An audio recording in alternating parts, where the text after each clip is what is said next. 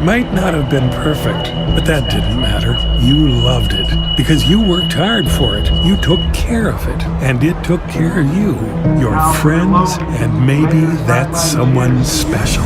And through it all, Belly Brothers Auto Tech is the bark of the town. Belly Brothers is one of the top-rated local auto shops in South Dakota. From an oil change to transmission repairs, they'll treat your car with exceptional service at reasonable rates, with plenty of financing options also available. Holding an A+ rating from the Better Business Bureau since 2008, Belly Brothers will get your tail wagging. And visit Jennifer Young next door for your tax accounting needs. At Northern State University, your future starts with an affordable education that's personalized for you. Experience hands-on learning guided by world-class supportive faculty. You'll also enjoy a full campus life with opportunities to choose from numerous student activities and events, all in a safe, welcoming community. At Northern, you'll find a college that's right for you, a place to belong. Your future starts here. Unleash your potential at Northern. Family is the fabric of who we are, the generations that came before us, and the ones that will carry on after. At Monument Health, we're dedicated to these communities because they're our communities. We're committed to building the healthcare system of tomorrow with medical knowledge and expertise you can trust, close to home. Here to care, here to connect, here for you, today and tomorrow. Monument Health.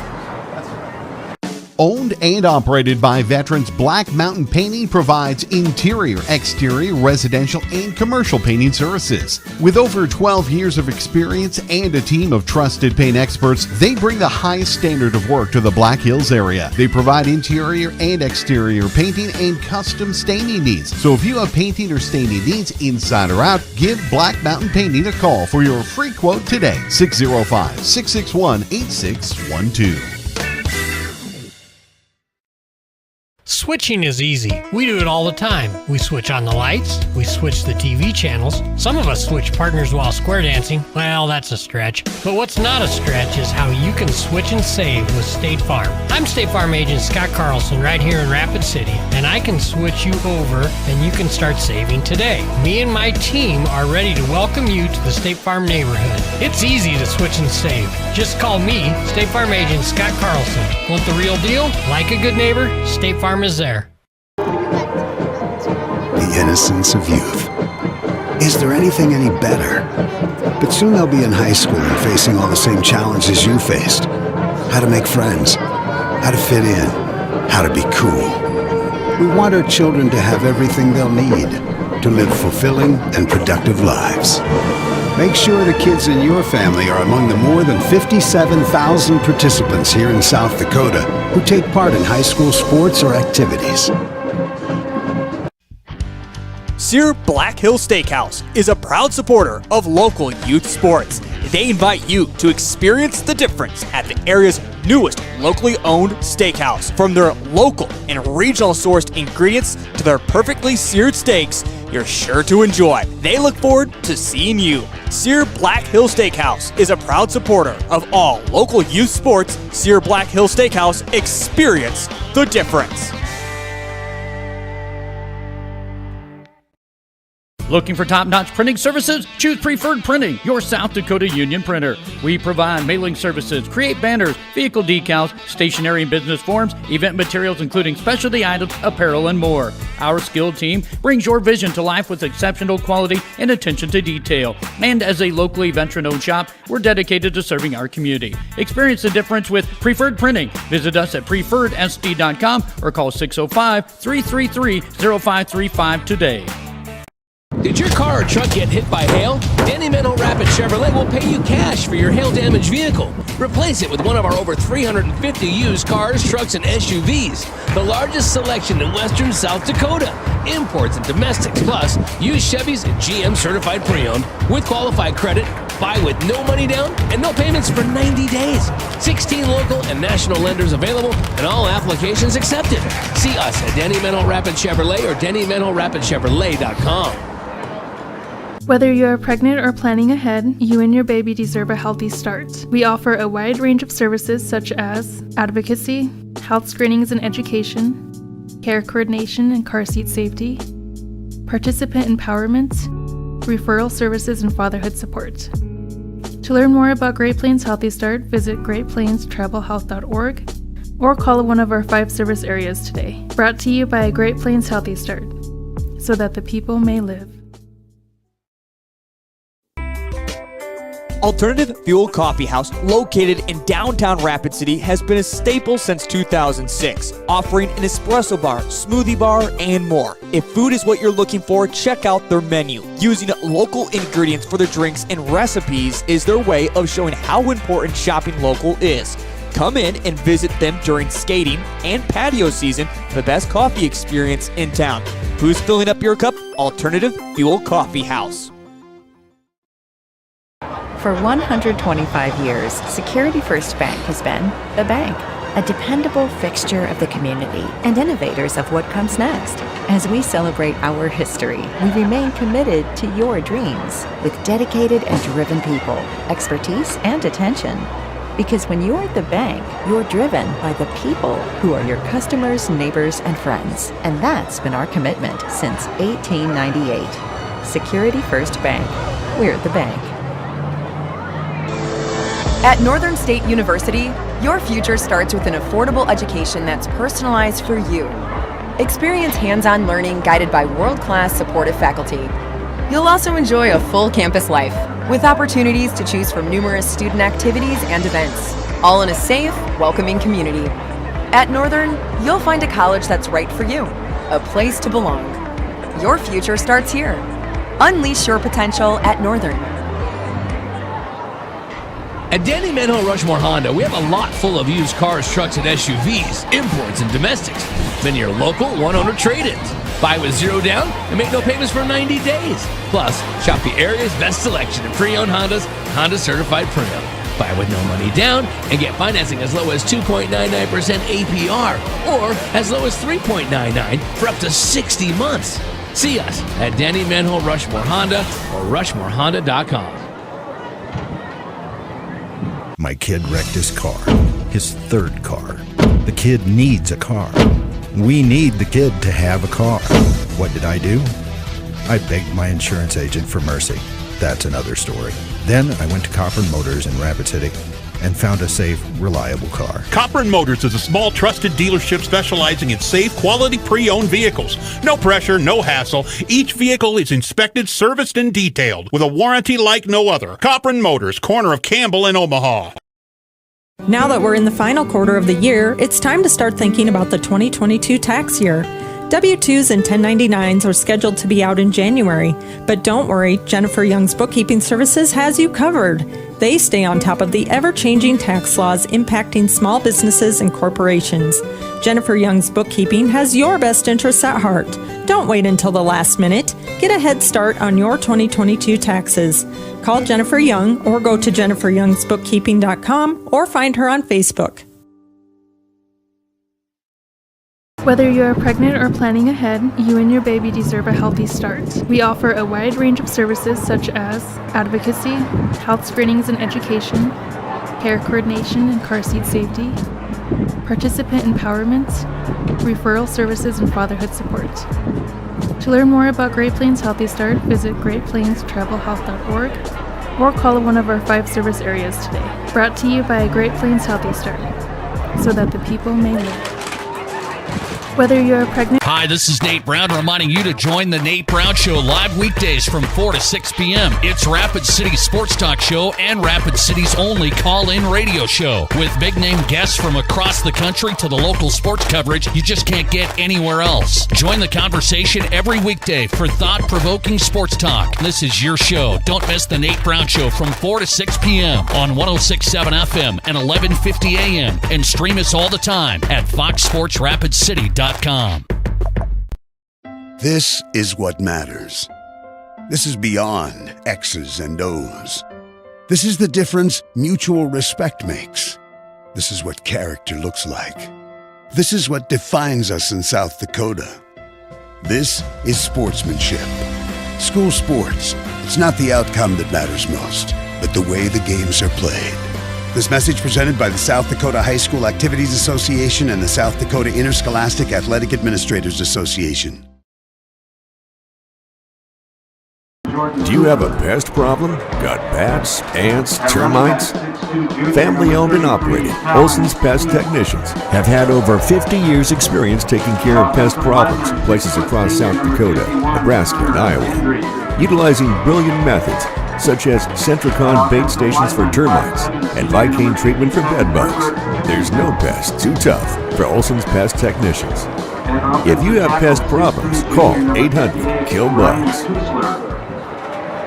At Monument Health Orthopedics and Sports Medicine, we are here to help you make your comeback. Our team is standing by to diagnose and treat your injury with some of the most advanced treatment options available and same-day appointments. Monument Health practitioners work closely with our therapists and physicians in communities throughout the Black Hills, with locations in Rapid City and Spearfish. Visit monument.health/orthopedics for more information. That's monument.health/orthopedics for more information. When you ask for Black Hills Surgical Hospital, you ask for someone who believes in hospitality. You ask for someone who treats everyone like a VIP and believes the absolute best shouldn't cost more and makes you feel comfortable, even when you are vulnerable. You ask for someone who cares about the little things as much as the big things. You ask for someone who treats you like you are loved, because you are. Black Hills Surgical Hospital. Ask for us by name. Belly Brothers Auto Tech is the bark of the town. Belly Brothers is one of the top-rated local auto shops in South Dakota. From an oil change to transmission repairs, they'll treat your car with exceptional service at reasonable rates, with plenty of financing options also available. Holding an A+ rating from the Better Business Bureau since 2008, Belly Brothers will get your tail wagging. And visit Jennifer Young next door for your tax accounting needs. Signature wings, world-class burgers, and the best steak in Rapid City. All that plus a perfect spot to watch the game found right here in Rapid City at Shooters. From its full and complete menu and its one-of-a-kind dessert menu, Shooters has everything you want. Also looking for a little value in your meal? Order online or by the Shooters app and use the promo code LIVETICKET to receive 20% off your order. Again, that's LIVETICKET for 20% off at Shooters in Rapid City. At Dakota Discount RV, our mission.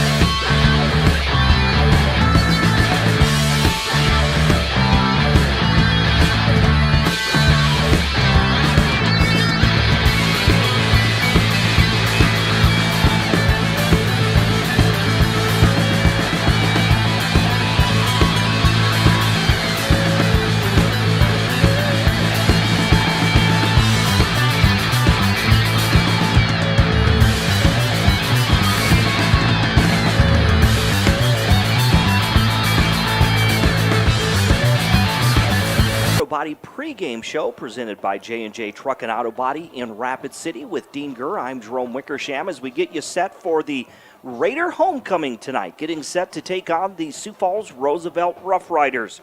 Let's take a look at today's players to watch. That's being powered by High Plains Physical Therapy and Aquatic Therapy Center. Remember, you have a choice on who to see for physical therapy in Rapid City. With a state-of-the-art facility and one-on-one treatment, High Plains PT is ready to help you get moving. Learn more at highplainspt.com. So, Dean, who do we focus in on with these two teams this evening? Well, we'll talk about the visiting Rough Riders. They're definitely glad to have Jackson Grevengood back. He is a big key. They get the ball to him all the time. He can do lots of things for this Roosevelt team. For the Stevens Raiders, it's J.P. Sullivan, John Paul Sullivan, coming in. He kind of started halfway through the season, and the Rough Riders are going to shut down the running game for the Raiders. So Sullivan has to be able to make plays. Now, he struggles sometimes with his accuracy, so there's going to be a lot to that. If he gets it to Cale Meisman, a lot more can happen with it, but a lot of pressure is going to be on him tonight. And again, that's our players to watch, being powered by High Plains Physical Therapy and Aquatic Therapy Center in Rapid City. Moving right along, we'll take a look at today's starting lineups being built by Connect Home Center. Whether it's residential or commercial, Connect Home Center is your one-stop shop for all of your building and hardware needs. Connect Home Center, your hometown lumberyard since 1928. And Dean, I'll have you take a look at the coin flip. Sure. We'll get through this starting lineup. First for the visiting Sioux Falls Roosevelt Rough Riders. At quarterback will be number 3, Jackson Brower, a 6'3", 190-pound senior. At running back is number 33, that's Talon Steef. Steef is a 6'2", 195-pound junior. At tight end will be number 9, Jordan Cooper, a 6'2", 220-pound senior. The slot back is number 8, Jackson Grevengood, who Dean mentioned. He is a 5'9", 185-pound senior. Also, at wide receiver will be number 1, Austin Markman, a 5'10", 150-pound junior, as well as number 2, Tayden Nave, a 6'2", 195-pound senior. On the line for the Sioux Falls Roosevelt Rough Riders, at right guard is number 51, Connor Andre. At center is number 57, Herb Pimentel. The left tackle is number 58, Ryan Kusler. The left guard is number 64, Nicholas Logue. And the right tackle is number 71, Landon French. Head coach for the Sioux Falls Roosevelt Rough Riders is Kim Nelson. Now the starting lineup for the Rapid City Stevens Raiders. Their lineup looks like this. At quarterback will be number 7, John Paul Sullivan, a 5'10", 150-pound sophomore. At wide receivers, number 1, Beck Morgan. He is a 5'10", 175-pound senior. Also, number 11, Cale Meisman, a 6'5", 200-pound senior. Also, number 4 at wide receiver is Grayson Riddle, a 5'9", 170-pound junior. And also starting at wide receiver is number 82, Martin LeGrand. Martin is a 6', 175-pound senior. On the line for the Raiders, at left tackle is number 77. That's Elias Gillen, a 6'6", 300-pound junior. The right guard is number 76, Jacob Weber, a 6'5", 290-pound junior. Snapping the ball for the Raiders is number 69, Thomas Mardian, a 6'4", 275-pound senior. The right tackle is number 66, Connor Hickman, a 5'10", 215-pound junior. And then also on the line will be number 55, that is Aiden Schoberl, a 6', 215-pound senior. That's your starting lineups. Again, Michael Scott, the head coach for the Raiders. The Raiders will kick off. This one is going to sail into the end zone, and this game is underway. It'll be Sioux Falls Roosevelt Rough Rider football to start this ball game. Again, the Rough Riders come in with 2 wins and 5 losses. For the Raiders, they've lost 5 in a row. They sit at 1-6 on the season. Just 2 weeks remaining before the postseason.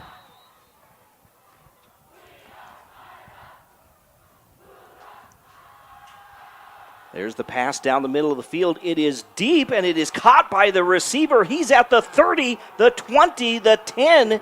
Touchdown, Sioux Falls Roosevelt, just 12 seconds into the ball game. Yeah, and that's the immediate impact of Jackson. Is that Jackson Grevengood, I believe? I believe it is number 8. The number folded over there, yeah. He didn't play for several games, including that Cobbler game, came back and played against Yankton last week, and they gave the ball to him often, running, throwing, everything that they do. They line him up in a slot. He'll line up his running back. Just kind of a one-man show for Roosevelt. They've got plenty of talent as well, but he's definitely their main focus. So call out the player to watch, and he makes an immediate impact. An 80-yard touchdown throw to Jackson Grevengood. Here's the extra point attempt. Is it just blown coverage? He gets by the defenders. Of course, they're all focused on the run. And the extra point attempt is good. It looked low, but it goes through the uprights. Yeah, I don't know if it was just a bad kick or he just didn't quite get what he needed to, or if it got blocked at all. Either way, right low, but got the job done in one play, and they're quickly in the hole. So on the State Farm scoreboard, insured by agents Scott Carlson and Matt McCormick, already Sioux Falls Roosevelt leading just 12 seconds into the ball game, 7-0 over the Rapid City Stevens Raiders. Let's meet the officials for tonight's game. The Law on the Field is brought to us by the South Dakota Attorney General's Office, Division of Consumer Protection. Today's officials for this ball game, the referee is Scott Jacobson, the umpire John Weber, Jason McGow is the head linesman, Steve Simonsma is the line judge, and Joe Jacobson is the back judge. And we do have a correction. That was not, looks like it was Tayden Nave. What was it? Okay. So Nave, not Grevengood. Couldn't tell if that was 2 or 8. It's funny because that's how the pads sit. You know, nowadays they have the jerseys are so tight, and their chest plate comes out and always folds under there. So when the light hits it, you can't tell 8s and 9s and 5s. And I think Nave is number 5, if I'm not mistaken. Number 2. Number 2. Yep, okay. Is Tayden Nave. Well, single digits don't help. I need a 1 or a crooked number. So here comes the kickoff by Sioux Falls Roosevelt, going from right to left. This one just a short kick. It's going to be down by the Raiders there right at the 35-yard line. Just kind of try to chip it in a spot there. I know the Raiders showed against, I believe it was Jefferson, just fumbled the ball, kind of gave the ball away. So I guess Roosevelt, they want to come out. I don't know if they want to come out and make a statement here right away. Obviously, going for it big on first down, and now all of a sudden they're chipping here. They're going to really trust on their defense. The Rough Riders have a very solid defense back out there. And, for the Raiders, empty backfield, a lot of trust in that line. And right now, this is Tate Crossweight who will be starting.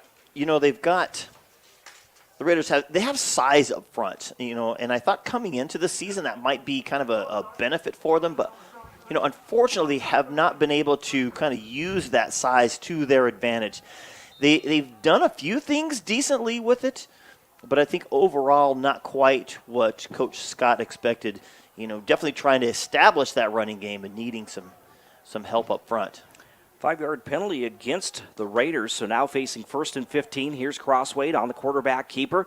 He'll take it right up the middle, get to the 30-yard line, so back to the line of scrimmage to bring up 2nd and 15. And you can see for Roosevelt, number 21, David Young, is he's running press coverage up on Cale Meisman, which is, in general, you got to do a pretty good job. If you're that cornerback, you're out on an island, and now he backs off this time as they kind of change coverages to a zone, more of a zone coverage here.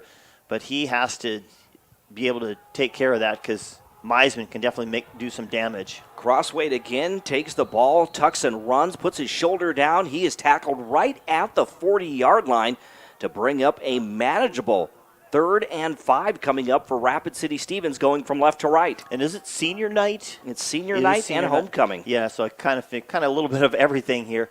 I kind of figured something like that. Get Crossweight out doing the start. I would imagine Sullivan will be in the game at some time, but Crossweight, kind of a heavyweight, if you will, being able to physically run the ball. Of course, he's a huge, hard-hitting linebacker. They'll go 4 receivers to the right, 1 to the left, empty backfield. Here's Crossweight now. He'll take it straight ahead, and he is still on his feet, but the ball is loose. The ball is loose. It looks like it's going to be recovered by the Rough Riders. Yeah, quickly. He didn't even go down. Somebody just hit him just right. If you carry that ball in the wrong spot, that's kind of what happens. And so, quickly we talked about keys to the game, turnovers right away, the mistakes, penalties, that type of thing, and the Raiders quickly give it away.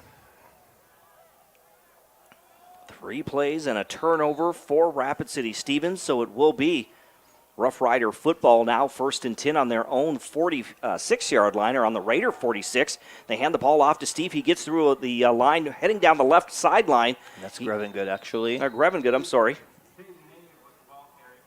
Is that Nave? Is that 5? No, that's 8. That's Grevengood. I think they said Nave, but Nave is number 2, whatever that is, big number 8.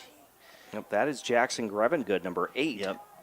He is a solid player up there. And they had a few penalties against Yankton that really cost them at wrong times. And I tell you what, the big thing is when they were playing Yankton, they got the ball first. In their first possession, were facing a 4th, and it was something that you'd think, you have the ball in your own territory, you're going to punt on this one. They took a chance, went for it, couldn't deliver the big pass, and ended up being behind the chains right away.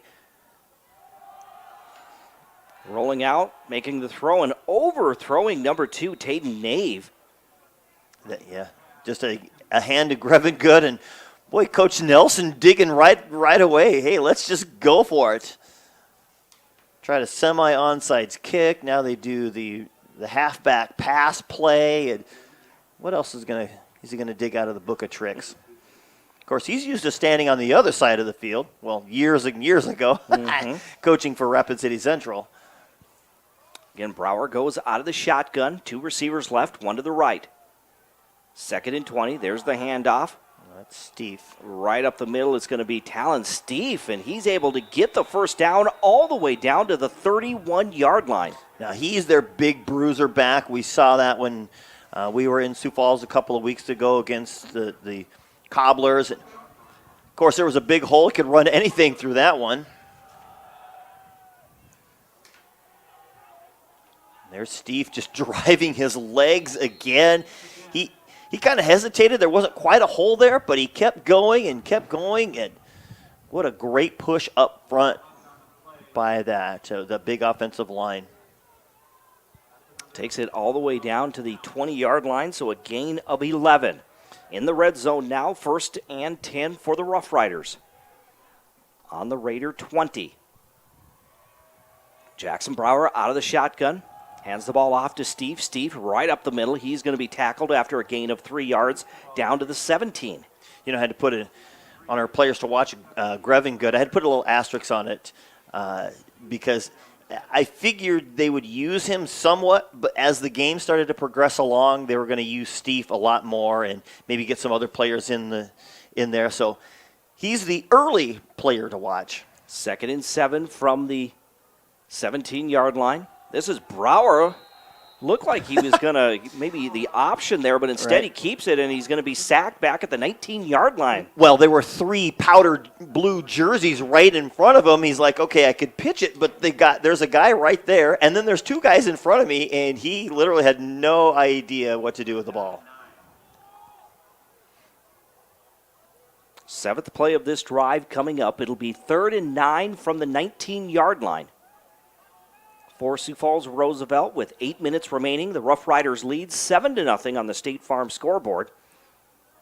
Spread offense now in motion is going to be Grevin's good. Dropping back is Brower, rolls out to his right, throws it into the end zone, and it is caught by Grevin's good for the touchdown. Yeah, he just went in motion and then just did a little post up the middle. The defender was 2 steps behind him. And a nice little throw, just a nice little loft by Brower.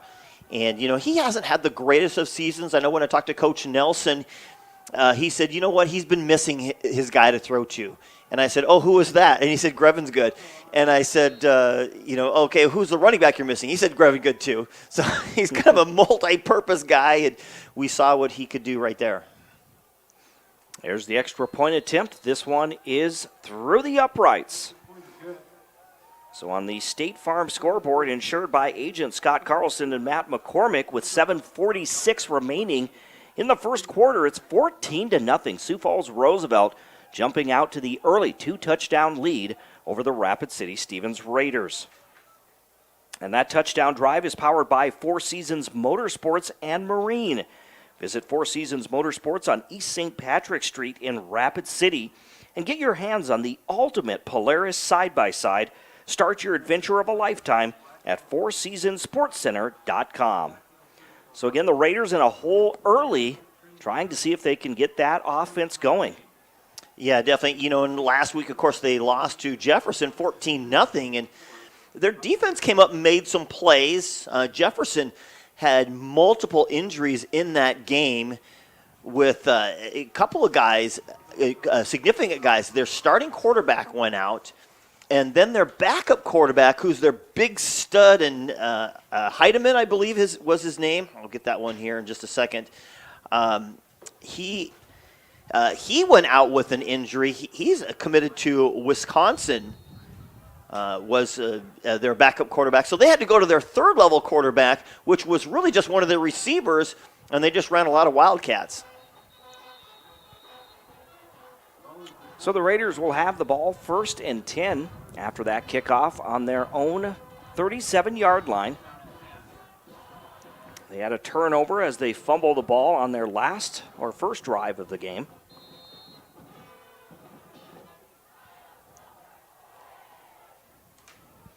So here we are going empty backfield. Quads over to the right.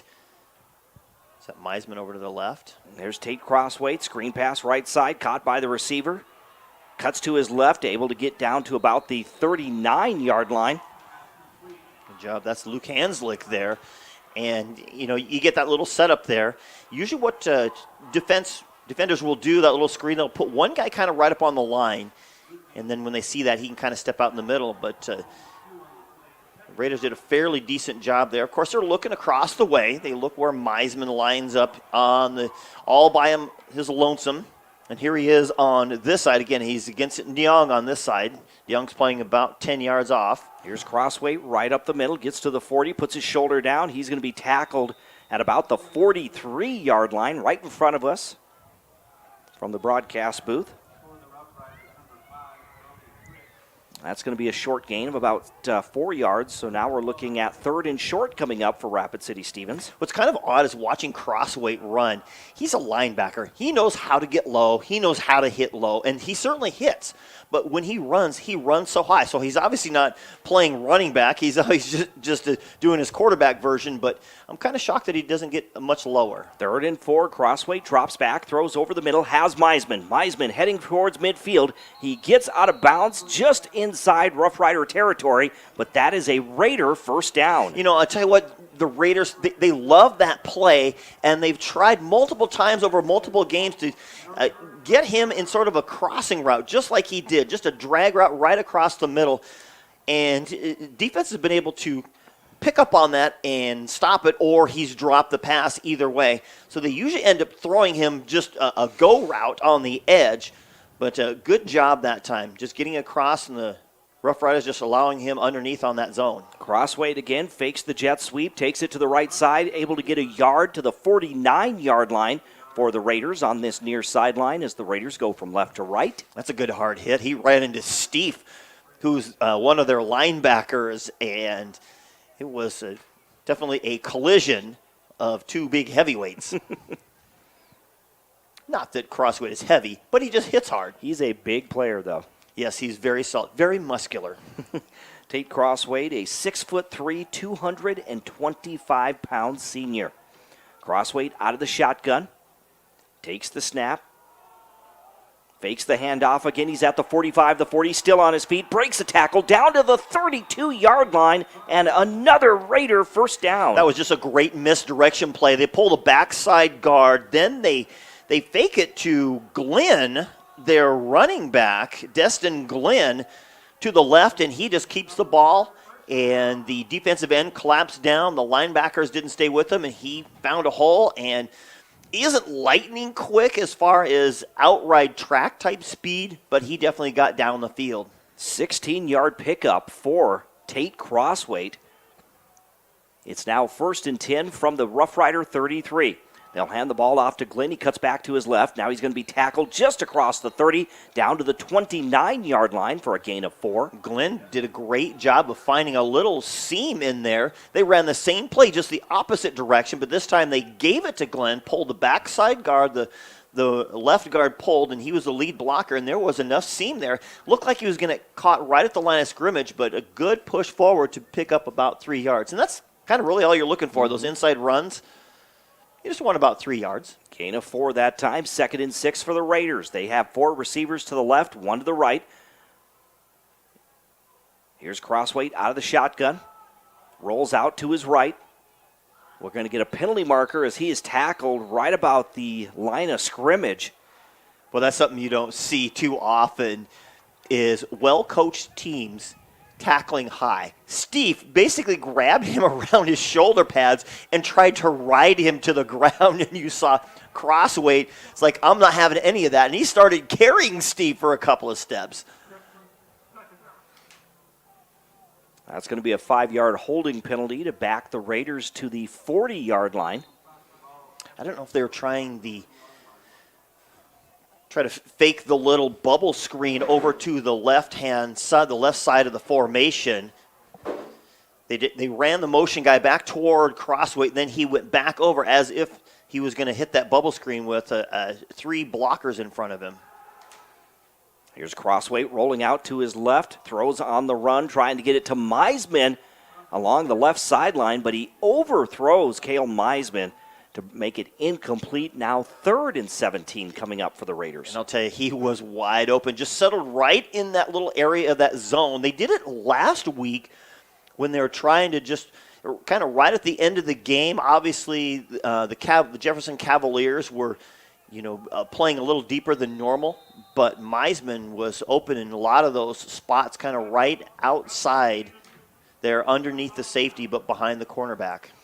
We are going to get a timeout here in the ball game with 3:58 remaining in this first quarter on the State Farm scoreboard, insured by agents Scott Carlson and Matt McCormick. Like we said, 3:58 to play in the first, and the Rough Riders lead the Raiders 14-0. We'll step aside for 30 seconds. You're listening to high school football on 106.7 FM, 1150 AM, Fox Sports Rapid City.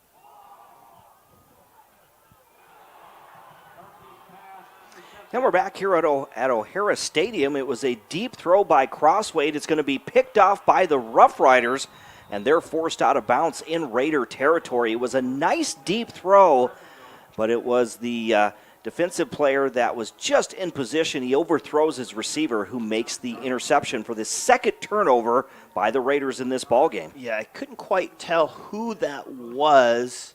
It came up with a big play. Everyone looks like number 8 out there with the way their uniforms are set up, but it was a great pick. It was kind of an ill-advised throw. He was trying to hit Luke Hanslick kind of down the middle of the field, but the safety was behind him. He had two Rough Riders underneath him. And here's Brower going to take off and run. The Raiders giving him a little bit of room on that right-hand side of their formation. He took a look downfield and said, I got a lot of room here. I'm going to take off and run. And so an easy pickup of about 7 yards for Brower. In Raider territory, down to the 42-yard line.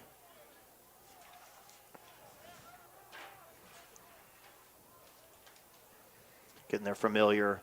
Everybody standing there and waiting for the play to come in. Mm-hmm. Again, Jackson Brower on the season. 6 touchdowns, 7 interceptions. And he's played limited action, so. Brower drops back. Gets out of the pocket. Being pressured. He's being chased. He's at the 40. Still on his feet and tackled at the 38-yard line. And that is enough. They needed, 3 yards or 2 yards, and they needed 3, and they get 4. And the ball hits the ground. Raiders pick it up, but was not anything. Looked like Beck Morgan was the one over there, but there are 2 missed opportunities there. A lot of rushing. I don't know if they were setting up a screen play, and because there were 3 Raiders right in his grill, he was able to get by that wave of Raiders. Then another guy missed him, and finally picks up that first down. Brower out of the shotgun once again, hands the ball to Steve. He'll take it right up the middle across the 35, down to the 30-yard line, and in fact down to the 29-yard line is where they will spot the football. Yeah, he'll carry a group of Raiders, kind of like the Black Pearl or something like that. As it was just everyone piles on, and he just keeps going. Hurry up offense. They hand the ball to Steve. Steve puts his shoulder down. He's grinding forward. He's going to get the first down to the 26-yard line, a pickup of 3. 4th first down in this first quarter for Sioux Falls Roosevelt as they lead with just under 2 minutes to play, 14-0. And I'll tell you what, they did a really good job against Yankton of driving the field. The problem is they had untimely penalties, and then they turned the ball over multiple times. Fumbles, interceptions. Brower hands the ball off to Steve. This time trying to get through the gap by the tackle on the right side. He's going to take it down to about the 23-yard line. I know Coach Nelson, obviously not quite the season that they were looking for. If they win this game, then win next week, they will get the 6th seed. They will finish ahead of Washington because they beat Washington in the head-to-head matchup. Brower out of the shotgun. There's the pitch to the left side. It's going to go to Steve. He gets out of one tackle, and then he runs over a Raider who's getting up real slow. How about that? Caleb Crine had him in the backfield, and it was a decent tackle. He went low. He went right to the hip area. You know, you teach you eyes to the thighs. He went there. He wrapped well. The problem is he just couldn't wrestle him down. Steve is so strong and so physical. He just stepped out of it. Now, if you get that, you got to bring him down. So you got to do what's called the roll tackle. You hold on to him, and then you twist to the ground. There's a screen pass to the right side. It's going to be caught by Grevensgood. He breaks a tackle, and then he's going to be tackled at about the 11-yard line. But that's going to be enough for a first down. Now 1st and goal, actually at the 11, so first. That was a gain of 8, so first down from the 11. Again, this game coming your way also on GoRaidersLive.com, so we appreciate you watching the stream tonight on GoRaidersLive.com. There's the handoff to Steve. He'll take it go right straight ahead there. We get a penalty marker as they stop the clock with 14 seconds remaining here in the first quarter. They spot the ball inside the 10 at the 8-yard line.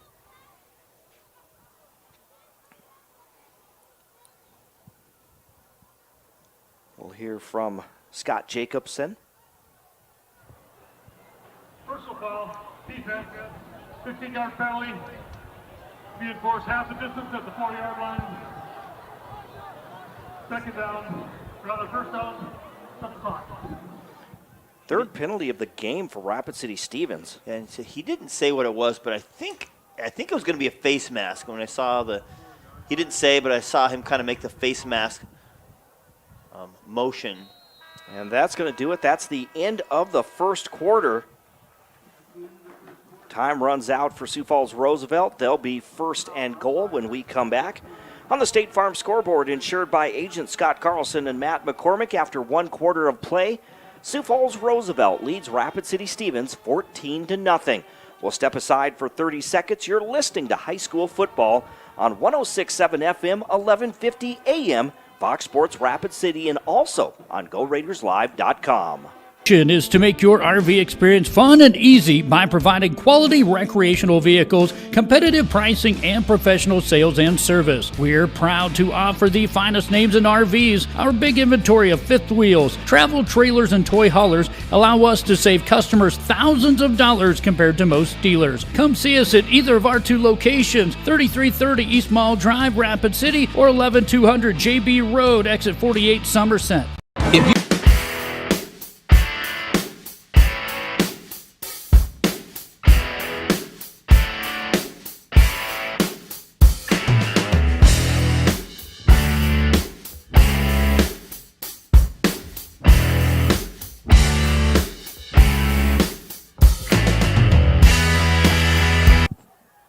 Jump back into the action here. 14-0. Sioux Falls Roosevelt leading Rapid City Stevens as we start the second quarter. There's the handoff to Grevin Good. And he loses the ball, but it's right into the hands of Tayden Nave. It's popped up into the air, and Nave gets his second touchdown of the ball game. How incredible is that? I don't know if he crossed the plane, so we don't know who to give credit to that one, but that was an amazing perfect tackle that you're looking for. You get a head, a hand, whatever, right where the ball's at. The ball goes way up in the air, and sometimes it's just better to be lucky than good. Nave, who's both lucky and good, the recipient of that one. So here comes the extra point attempt with 6 seconds gone by here in the second quarter.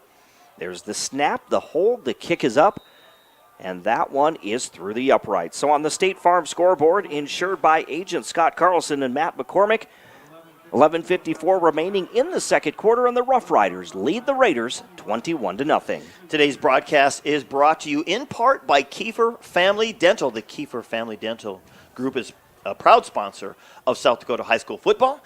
They say, be strong and be courageous. Do not be afraid. Do not be discouraged, for the Lord your God is with you wherever you go. That is taken from Joshua 1:9 from the Bible. Be awesome and smile. To get started, visit KieferFamilyDental.com. So 21-0, the Raiders again, homecoming and senior night, but they are in a hole here early in the second quarter. They did have a nice drive, but again, we had that second turnover of the ball game by the Raiders. Yeah, obviously you're already battling a tough physical team. We knew mistakes would be so huge in this, and quickly there was the personal foul penalty that just happened at face mask. They were already in the red zone, probably not that big of a deal, but yeah, the 2 big turnovers just so huge. Short kick, it's going to be returned by Cale Meisman at the 20. He'll take it to about the 30-yard line, a return of 10 yards by Cale Meisman, so the Raiders will take over for the 3rd time in this ball game. Boy, they love it when they get the ball in the hands of Meisman.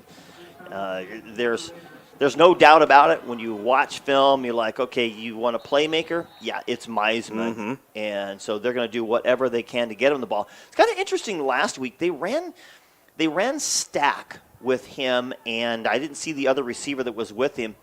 And then they kept throwing it with 2 defenders in that direction. So hopefully they've kind of made that adjustment here today. There's the handoff by John Paul Sullivan, who's entered the ball game. Running the ball is number 22, Nehemiah Moore. And Moore is tackled right there at the line of scrimmage to bring up 2nd and 10 from their own 30. Again, obviously a different wrinkle. J.P. Sullivan's not the hard runner that Crosswade is, but I think he definitely has the quarterback presence of mind out there, and he can sling the ball in certain spots. It's just getting the ball in the right spot. Trips left, one receiver to the right. There's a screen pass. It's going to be caught by number 24. Is that Hanslick? That is Hanslick. And he is going to be forced out of bounds at about the 37-yard line, so a gain of 7 yards. Kind of an interesting play. I think he anticipated going somewhere else with it. I don't think Hanslick was open for a second, but he had to dump it right over the other Raider that was right there who was blocking. Either way, was able to get some positive yardage out of that. We'll have a scoring update from some other games taking place. We'll do that in just a little bit. Of course, playoff action just around the corner. Man in motion on the fake the jet sweep. That's going to be Crossweight. Crossweight is going to be tackled right about the 40-yard line, which appears to be real close to that first down as they will move the chains.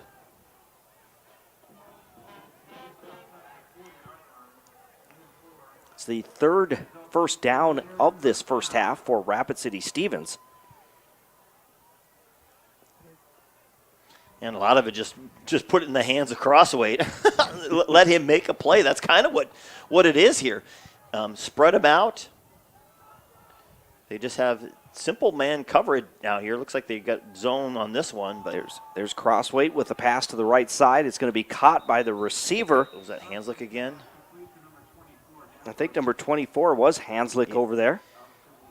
Short catch there to about the 43-yard line. It was a nice little route because it looked like the Rough Riders, they looked like they started in man coverage and then dropped back to a cover 3 defense. So Hanslick just went in, did a little curl route just right around the numbers and was able to get the ball slung in, make the catch, get a little bit out of it. So 2nd and 7 from the 43-yard line of the Raiders. Crossweight out of the shotgun, looks to the left, gets his receiver Meisman. Meisman able to get by one defender, and he's tackled in Roosevelt territory for a first down. If Roosevelt's going to leave that open all day, I think the Raiders are going to take advantage of it. It was, again, just a cover 3. The linebacker steps up, but he's in the curl route area trying to take that away. You saw him kind of glance over at Meisman, and he stayed right there. The safety, or the cornerback, Young, was way back, at least 10 yards, so they just dumped it right to him. Crossweight hands the ball off to number 33, Destin Glenn. Glenn's going to be tackled for a loss back at midfield. Well, he was kind of tackled by his own lineman there as the pressure into the backfield by the D-line of Roosevelt just had the Raider lineman standing straight up, and I think Glenn was trying to get around it, but all of a sudden he was, hey, here's a powder jersey in front of him. What's going on here? 2nd and 11 from midfield. Blitz shown by the Rough Riders. Crossweight rolls out of the pocket, being chased, gets rid of the football. Incomplete. They may throw a flag. And there is a flag by Scott Jacobson. Yeah, so they might have an argument that Hanslick was somewhat there, and I think they're going to talk about it because Hanslick was kind of coming out. It clearly looked like that he was not going to throw it to Hanslick, but it was in the general area of it, of where Hanslick was coming in. The ball did not reach the line of scrimmage, and I think are they going to wave it off? I believe they are. He didn't wave it. He just put it back. Oh, no, that was his beanbag that he dropped. So it's incomplete now. 3rd and 11 from the 50. They're for the Breast Cancer Awareness Month or whatever it is. They're got their pink stuff out there. So that beanbag in the lights looked a little yellow. I did. I thought it was a flag at first. And he didn't throw it. He just dropped it. So that should have been our indication right there. 4 receivers to the right. Meisman single coverage to the left. Dropping back is Crossweight. He's being pressured. Holding on to the football. He is going to be sacked back at the 34-yard line. A huge loss there for the Raiders, and they will be forced to punt. And Crossweight is not happy. You could see him kind of heading to the sideline. And was like, I would love to have thrown it, but there were guys in my face so quickly. That is a 15-yard loss on that sack. We're looking at 4th and 26.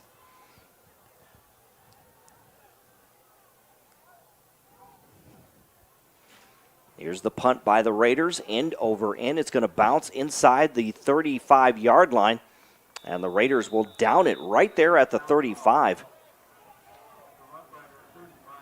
Yeah, so clearly it was the result of the running game that was created by Crossway dropping back to pass, but then every time he tries to pass the ball, not much in there. Opportunities, for the Raiders. Coach Scott trying to dial something up offensively, mixing quarterbacks up, trying to just do something to get a little life out of his offense. 7:51 remaining in the second quarter. It's 21-0. Sioux Falls Roosevelt leading Rapid City Stevens. Here's Jackson Brower once again out of the shotgun. Takes the snap, hands the ball off. It's going to go to Grevengood. He gets to the outside, gets around the tackle, down the right sideline, forced out of bounds inside the Raider 40-yard line. Jackson Grevengood, like you said, he was our player to watch, and what a first half he's had. Yeah, he definitely has. The ball goes into his hands a lot, and that one was just simple. He just simply went around the corner.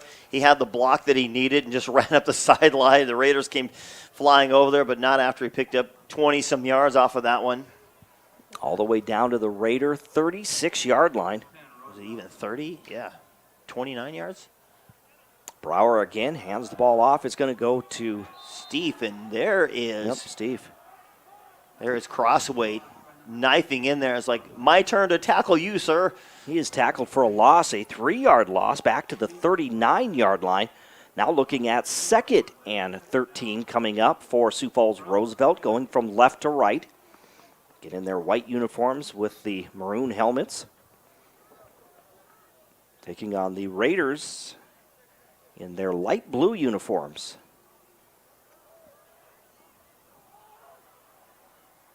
Brower out of the shotgun, trips left, one receiver to the right. He'll take the snap. Grevengood racing down that right sideline. He airs it out for Grevengood, and it is incomplete, broken up by the Raiders. Kind of right at the last second. The coverage was at safety, came flying over the top and kind of arrived right as the ball did about the same time. I don't know if Grevengood, he kind of given a little bit of a signal like, hey, he came over and he shoved me. But to be honest, they kind of all arrived there at the same time. So now we're looking at 3rd and 13 from the Raider 39-yard line for Sioux Falls Roosevelt. The clock stopped, just under 7 minutes to play in the first half. Brower again out of the shotgun, 3-step drop, looking down the middle of the field. It's going to be intercepted by the Raiders. The Raiders with the football. It's the first turnover of the game for the Rough Riders. Yeah, so they were setting up just a screen play. You could see them coming right up the middle. They didn't release the defenders that well, but Brower was kind of looking right toward the middle. He dumps it right in the hands of Caleb Crine, who just sat right there and said, thank you very much. Disguising his jersey. I don't know. It's not like their jerseys are green or anything, but he was right in the middle. I don't think Brower saw him at all. First turnover of this ball game for Sioux Falls Roosevelt. So now Rapid City Stevens with decent field position to start this drive. They'll be 1st and 10 from their own 46-yard line. And we told you that the mistakes by the Rough Riders are really one of the big reasons. They had a tough opponent last week against Yankton. Very good, solid receiving core. They have a great quarterback, solid defense. Their line is really good, so they needed to play a good game. And they played well enough, but it was those turnovers. It was the fumble, the interception at the wrong time. It just they were driving at the end of the half and threw an interception with a minute to go, and Yankton ended up driving with that minute and getting a field goal out of it. But those things you can't do against good teams, and they gave one right now to the Raiders. 6:47 remaining in the second quarter, 21-0. Sioux Falls Roosevelt leading Rapid City Stevens. We'll check some other scores real quickly. It's O'Gorman 42, Rapid City Central 0 in the third quarter. Del Rapids leading St. Thomas More 20-7 in the second quarter.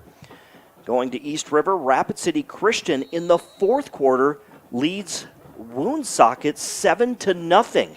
Wow. A huge game there for the Christian Comets. Oh, absolutely huge. There is a chance that if they beat Woonsocket, Wessington, Springs, Sanborn Central, and a couple things fall right, they could get the 8th spot and host a playoff game. There's the handoff. That goes to number 28 for the Raiders. That's Makai Mann there. Big bruising runner there, but we're going to get a hold kind of right at the same point where he was at. You see Jacobson pointing, hey, let's move the ball back.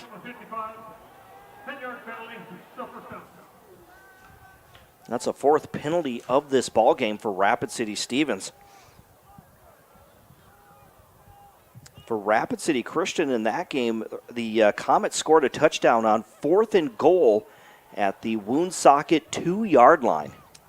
Yeah, and I was, kind of high. I was looking through things and just kind of processing things. And by the way they played Hot Springs and how well they played in that game, they played well enough to win the game. They just made some mistakes at the wrong time. But I thought going to play Woonsocket, who was undefeated or still is undefeated at the moment, but the fact was, you looked at their strength of schedule, they weren't particularly tough. There's Sullivan with the handoff. That's going to go to Makai Mann once again. He'll take it across the 40 to the 42-yard line. They were facing 1st and 20 from the 36, but that's going to be a gain of 6 yards. Of course, Woonsocket, one of 4 teams left in 11B that are undefeated. The other ones I think got it pretty well. Sioux Valley, Winter, obviously, and Dual. We're looking at 2nd and 14. Blitz shown by the Rough Riders. Here's John Paul Sullivan. There's the handoff. Wow. No, they faked the handoff. Sullivan on the quarterback keeper, and he's going to be stopped just shy of the 45-yard line. I think they'll mark him at the 44. I'm going to say, I don't think he was going to go down really quick. It was a great fake. I bought it. The Rough Riders blitzed right into it. Good opportunity, but they used their speed to get to the outside. And like you said, 3rd and long, pass coming up here. Just a short gain that time of 2 yards. So now 3rd and 12 from the Raider 44-yard line, going from right to left. This is your Meisman time right here. He's one-on-one again. David Nyong has been called to cover him this whole game. He's got a safety over the top of him. Here's Tate Crosswade. He's going to get it to Meisman. Meisman makes a diving effort, but it's no good. He couldn't come up with it. The official, Jason McGow, waving it off. And I don't know if he had the first down. You kind of see where the marker's at. The guy's kind of leaning it a little bit to one way or another to try to see exactly where it was. But like you said, there was an opportunity. The safety did a great job, came over. Nyong left him behind.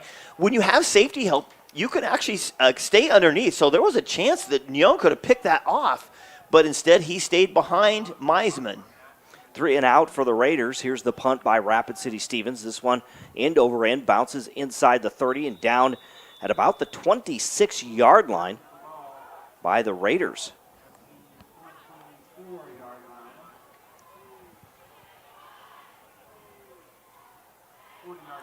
So again, we're down to 4 minutes and 43 seconds left before halftime. It's going to be Sioux Falls Roosevelt football leading 21-0 over Rapid City Stevens. Tonight was homecoming for the Raiders, a late homecoming this year, also senior night, as they honored all their seniors prior to tonight's kickoff. This might be the coldest homecoming I've been to. Here's Jackson Brower out of the shotgun, 3-step drop. Now he rolls out of the pocket, penalty marker as he gets rid of the football. It is incomplete. The Raiders were there to go for the interception, but the ball goes out of bounds. Yeah, it's going to be a hold on that left tackle, number 64 for Roosevelt, as the D end was coming in, and he's trying to get around, and you saw him. It was held, and then finally let go. And, of course, as soon as you stick your hands up in the air like, I didn't do it type of thing, that usually means you did it.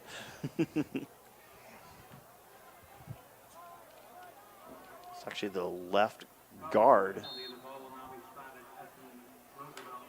A couple of scores, again, just to pass along. It's the final game of the regular season for these smaller schools. Hot Springs over Hill City, 28-6 in the first quarter. Sioux Falls Christian leading Bellefouche, 28-0 at halftime. There's a pass. It's going to be caught by the receiver, but the ball is loose. It's picked up by the Rough Riders. That was a crazy play. That was to Grevin's good.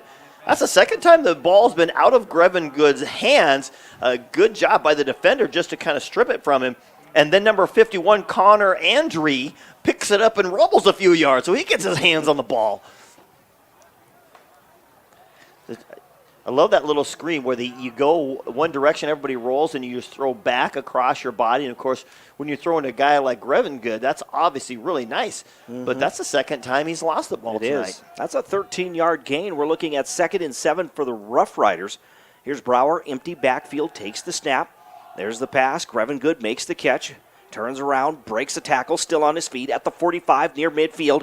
And he's going to be tackled as he gets into Raider territory. You can see just the physicality of Grevengood. He gets the ball.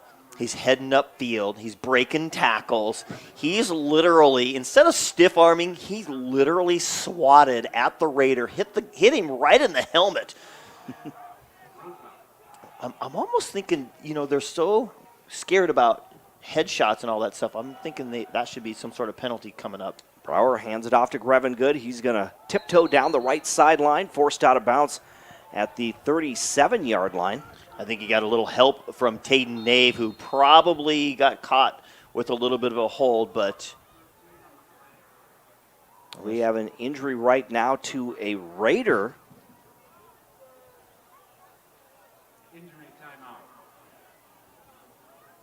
Injury timeout. Here comes Brad Gilbert, the trainer for the Raiders. An injury timeout with 3:29 remaining in the second quarter, 21-0. The Rough Riders lead the Raiders. Again, looking at some other scores. Canton leading Custer at halftime, 34-20. Like we said, this is the final night of the regular season for Class 11B and the 9-man schools as they start their playoffs next week. Yeah, and for we were kind of talking about 11B a little bit. There's 6 big games for 11B. McCook Central is playing Parker. Tripp is playing Miller. BE playing EPJ, which is a huge game. Wagner, Tri-Valley. Christian, obviously, the Woonsocket game. And then Ron Colley's playing Clark Willow Lake. All those games have huge impacts on the seeding. Pretty much the 18 teams are set. There's one team that can kind of sneak in the back door. But in general, the 18 teams, or rather 16 teams, are set. First down for Sioux Falls Roosevelt. There's the handoff. I think that was Grevengood. No, it was 33. Talon Steve, I'm sorry. Boy, how do you miss him? I know. That's true. In the big pile. Of course, he's got pink gloves on, so every time you see pink gloves.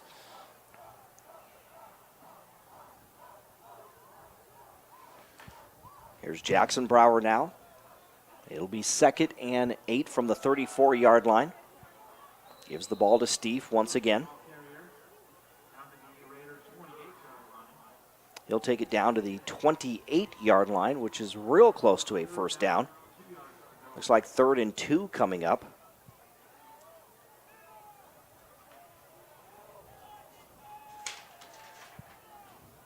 Roosevelt scored on their first 4 possessions. Now we get a penalty. Long snap count there, and that's going to be a first down based on the penalty. Yeah, just a great hard count, boy. The timing of that was perfect. Maybe I'm just busy dealing with middle schoolers, but you know how hard that is here? You're flowing, you're going good, boom, boom, and all of a sudden now you have to hold up for extra snap count. And, of course, the Raiders have shown that over and over, just giving free first downs throughout the season. 9th first down of this half as they move the ball down to the 22-yard line. Brower's going to throw for the end zone. It is up for grabs, and it is incomplete. Intended for number 1, Austin Markman. The defender was right with him. Yeah, just a one-on-one defender there that time. I think it was 2-on-1. Defender, rather. Lunders was the one over there. He got a pick last week in that 14-0 loss to Jefferson.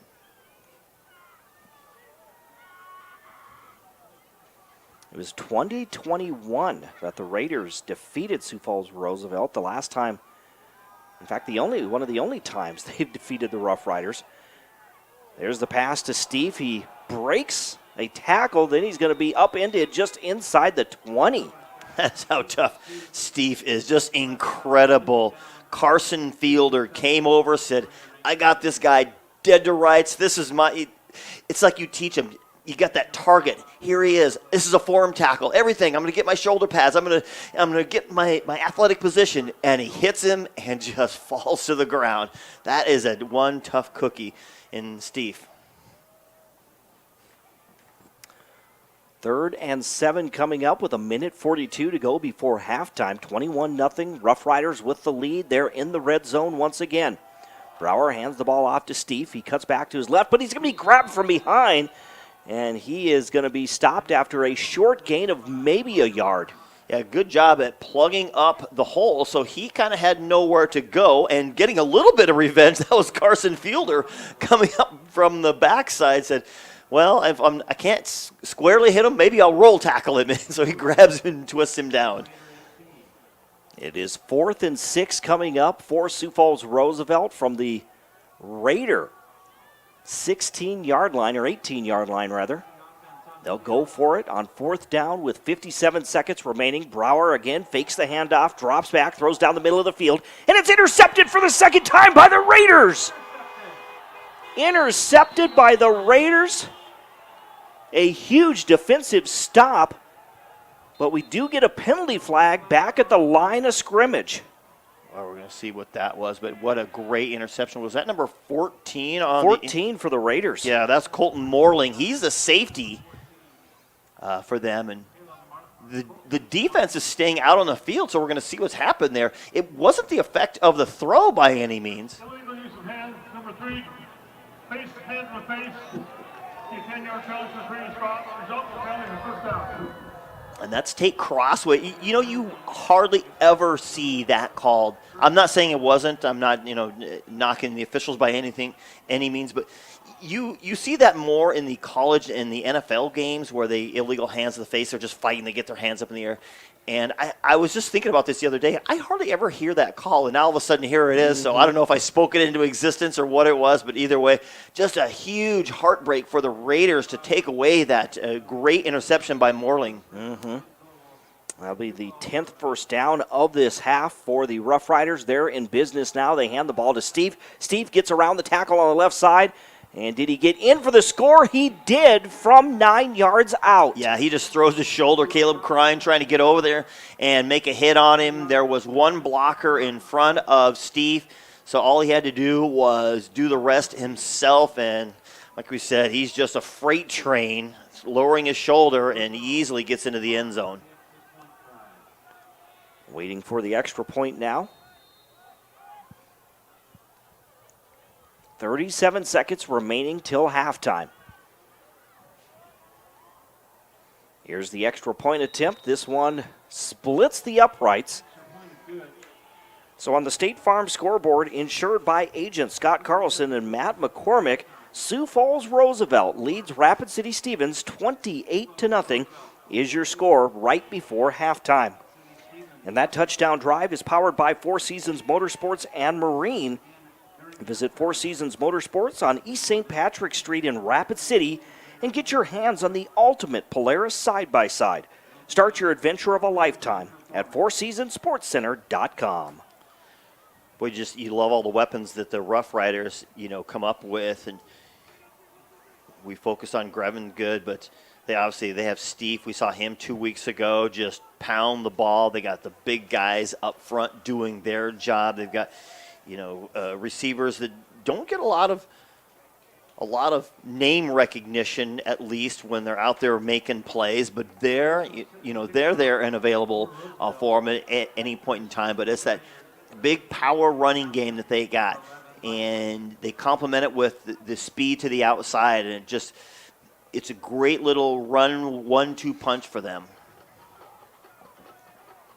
Raiders will get the football here with 37 seconds remaining. Here comes the kickoff by Sioux Falls Roosevelt, going from left to right. This one a short end over end. It will be taken by the Raiders inside the 30-yard line. A very short return there of maybe 5 yards. Yeah, that was Bryce Swanson.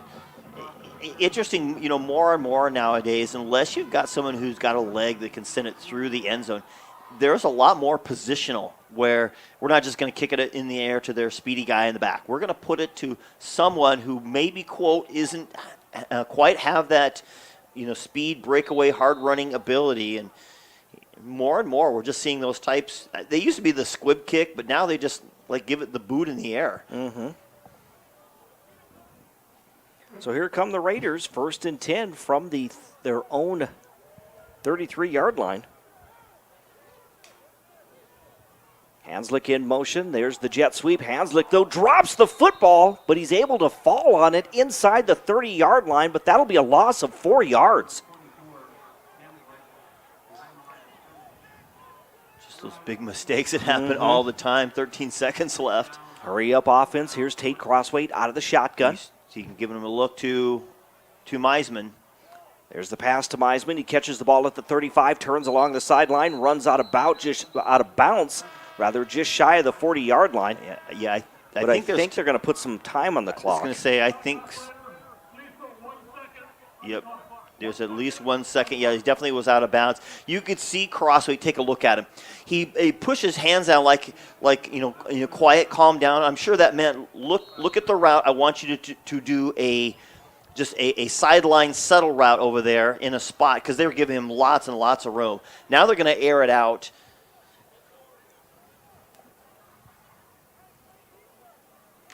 We're looking at 3rd and 4 from the 39-yard line, but like Dean said, last play of this first half, Tate Crossweight goes out of the shotgun, 2 receivers to each side. Looks to his left. Now he's going to keep it. He's at the 35, the 40, still on his feet, but ankle tackle just shy of the 45-yard line, and that's going to do it. That'll be the end of the first half here at O'Hara Stadium in Rapid City. Just a great tackle by Nave there on that one. On the State Farm scoreboard, insured by Agent Scott Carlson and Matt McCormick at halftime, Sioux Falls Roosevelt leading Rapid City Stevens 28-0 is your score. We'll step aside for 2 minutes. Our halftime show coming up next right here on Fox Sports Rapid City. Again, we'll take a 2-minute break. You're listening to high school football on 106.7 FM, 1150 AM, Fox Sports Rapid City, also on live at GoRaidersLive.com. You've been waiting for a new Toyota. Your wait is over. Denny Menno Toyota has new inventory in stock with more arriving daily.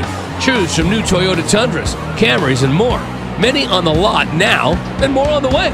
Plus, factory cash incentives and low interest rate financing are available on gas and hybrid models. Find your Toyota on our lot or our website, or reserve one that's on the way. See us at Denny Menno Toyota or DennyMennoToyota.com. If you've been waiting for... Would you buy your insurance from a cartoon character?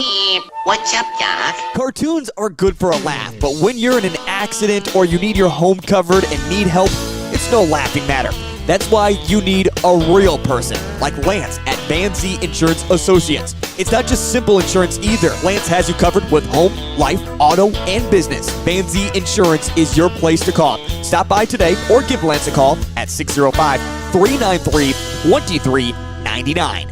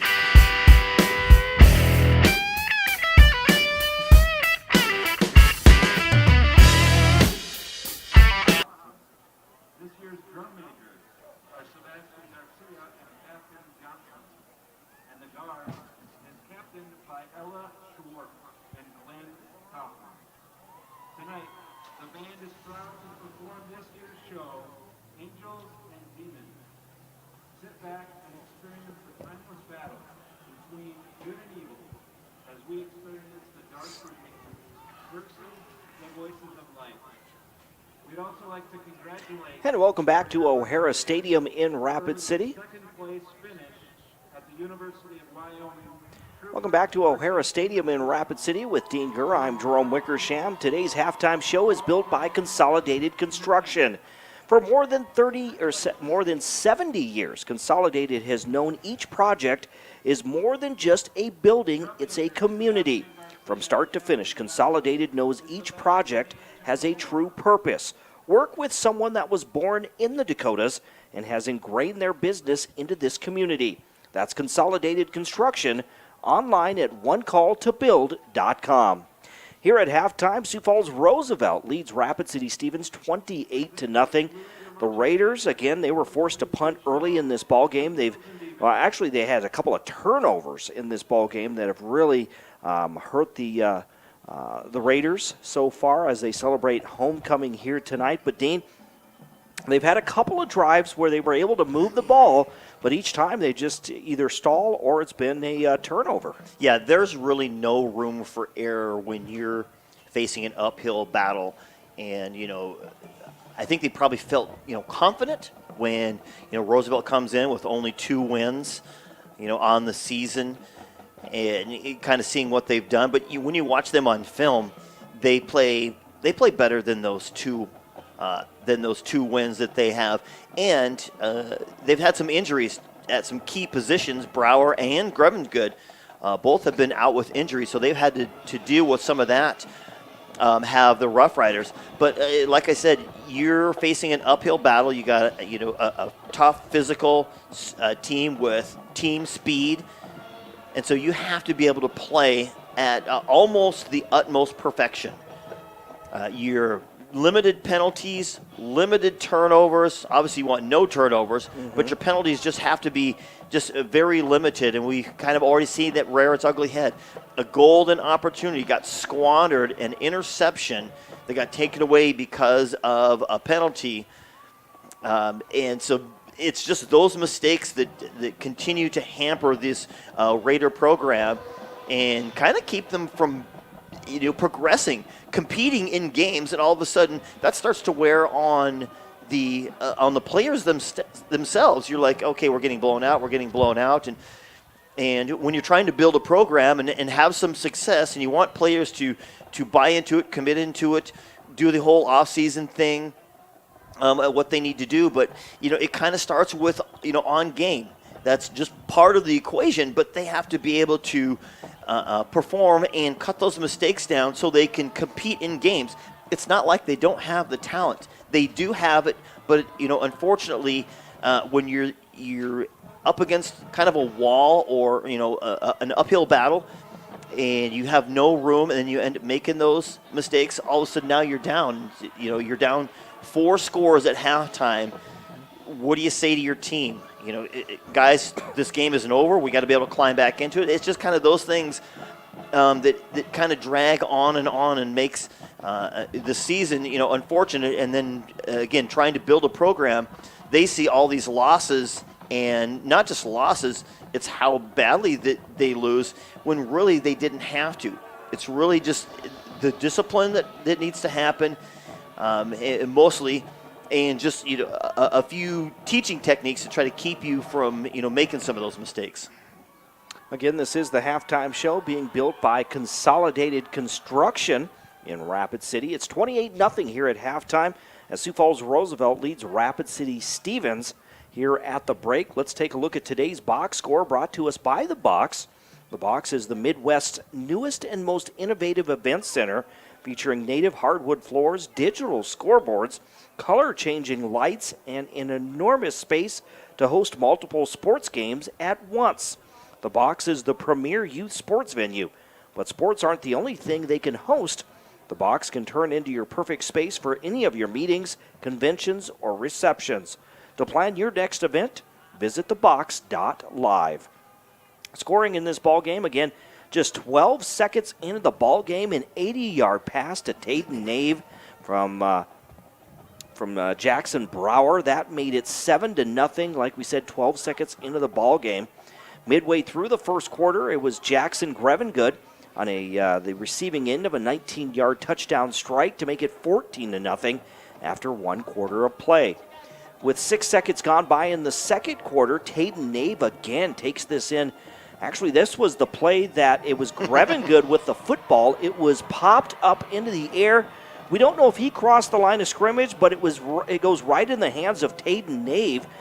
We gave him credit for a second touchdown. I'm not sure if that's official, how they will score that, because we don't know if Grevengood crossed the goal line. But either way, it was a 3-yard touchdown run. That made it 21-0. And then Talon Steve from 9 yards out takes it in. Just 37 seconds left in the first half.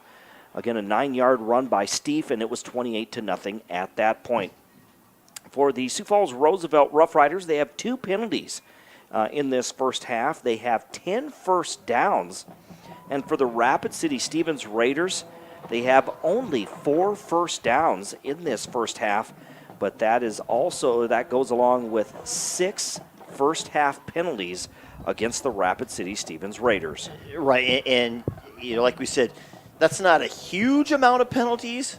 It's not good for the first half, but it's just the kind of the timing of them that happens. Just the one that took the interception, I think that was probably the one that hurt the worst. Usually it's those 15-yarders, and they had one of those, but it was, pretty much, an impending touchdown anyway, so it just, moved it in a couple of yards. But, just a golden opportunity that just gets taken off the board, and it's so disheartening as a team, as a coaching staff. You're like, hey, we had a chance to do this, and here it is, and the penalty, and now we're just back the other way. Absolutely. So, again, the Raiders trailing here at halftime, 28-0.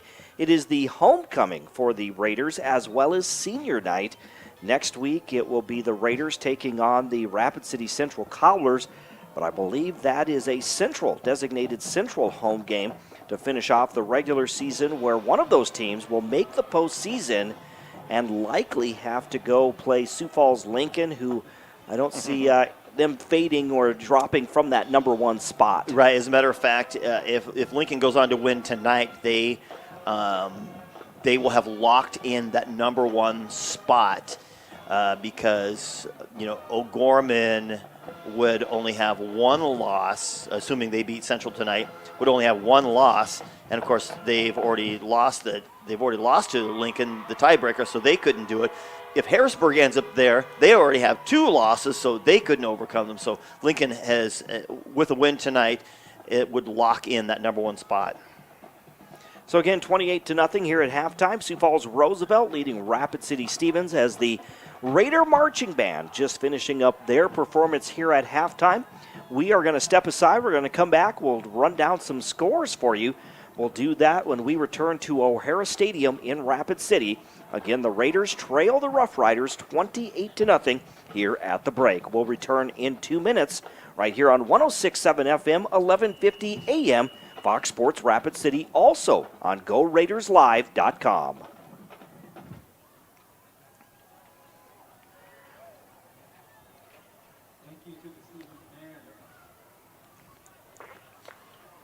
Is that the final? Wow.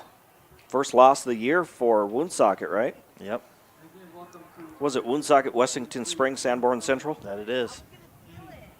Comets finished 5-2. So, they actually should be 6-2. Yeah, they should be 6-2. Mm-hmm.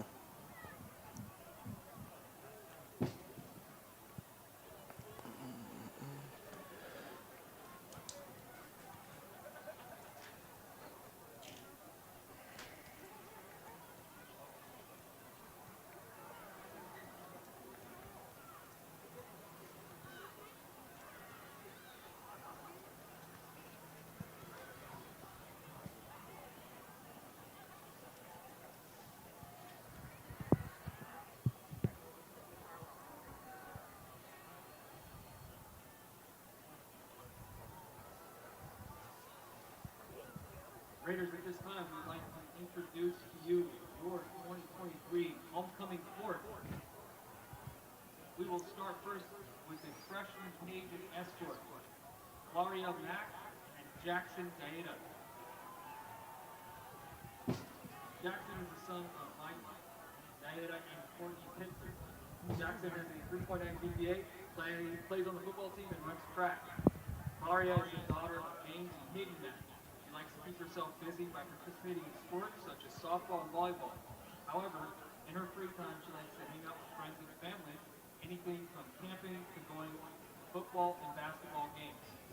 Congratulations to our freshman Paige.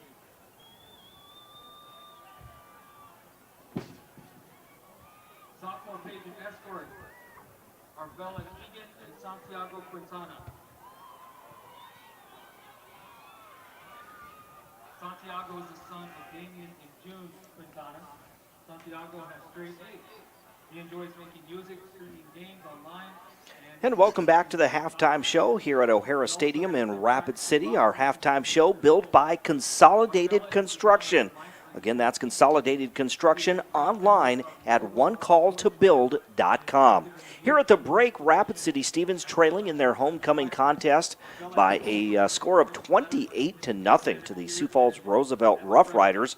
Like we said, it is homecoming tonight, also senior night for the homecoming court tonight. They're being introduced right now. Congratulations to the homecoming king and queen for 2023 for the Rapid City Stevens Raiders, Caden Strong and Maya Cole, your homecoming king and queen for 2023. So congratulations to them. Again, we want to take a look at some scores real quickly as we have some time here at the halftime show. We'll start out in Class 11 AAA tonight. Brandon Valley defeats Sioux Falls Jefferson. Kind of an upset there. Number 5 over number 3. Brandon Valley 34, Sioux Falls Jefferson 6. Yeah, I figured Brandon Valley would win that game. I don't know how healthy Sioux Falls Jefferson is coming in, and they've had some games that you're kind of little head scratchers. So, I was kind of surprised that Jefferson was 3. I don't have a vote in it. I don't know, how other people are, but anyway, yeah. So I'm not surprised, but I think Brandon Valley is easily the number 4 team behind Harrisburg. Also, Harrisburg defeats Brookings. Actually, it's only halftime, but Harrisburg leading Brookings 41-0.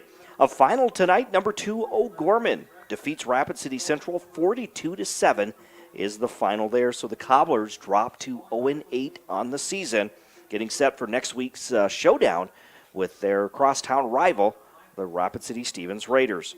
Also, with 5 minutes left in the first quarter, top-ranked Sioux Falls Lincoln leading Sioux Falls Washington 7-0 is the score. Moving on to Class 11 AA. Huron leading Mitchell at halftime 13-7. Sturgis all over Douglas 45-7 at halftime. It is Watertown 42, Spearfish nothing. And that's also a halftime score. And Spearfish, after a very strong start, I believe they were 4-1 at one point, and now on the verge of of their record being even at 4-4. Yeah, in fact, they were even 5-1. 5-1. 5-1. They lost 2 straight now. Of course, they played, unfortunately lost to Mitchell, which isn't the best team around. But then, of course, they got beat out by T-Area last week. But, Spearfish getting ready for that big Spearfish-Sturgis game next week. And that'll be a huge game determining, who will, maybe move up a little bit, possibly. I don't know if one of those teams could get a home game. Yeah, it doesn't look like it. They'll be far enough. Obviously, Sturgis will have the better record going into that. They'll be a win ahead of them. So for Spearfish, in order to get a better seeding, we'll have to beat Sturgis. But I don't think they are far enough. There would be like 7-8 or 6-7 right in there. We also have Pierre. This is a battle, probably the biggest game in Class 11 AA tonight. Is every year. It is Pierre 14, T-Area 12 at halftime. And then Aberdeen Central leading Yankton by 1 at halftime as well, 15-14. Wow, Yankton, like I said, I watched the Yankton-Roosevelt game last week in preparation for this one. Yankton is a solid team. Their quarterback is so good. He's so tough to bring down, and he makes great plays. Also lead Deadwood over Lakota Tech 51-6. With 10 minutes left in the fourth, Canton leading Custer 55-23. A final tonight, Sioux Falls Christian over Belfouche 42-6. And at halftime, it's Del Rapids 34, St. Thomas More 7. In Class 11B, Rapid City Christian gets the win over Woonsocket, Wessington Springs, Sanborn Central, 7-0. They hand Woonsocket their first loss of the season.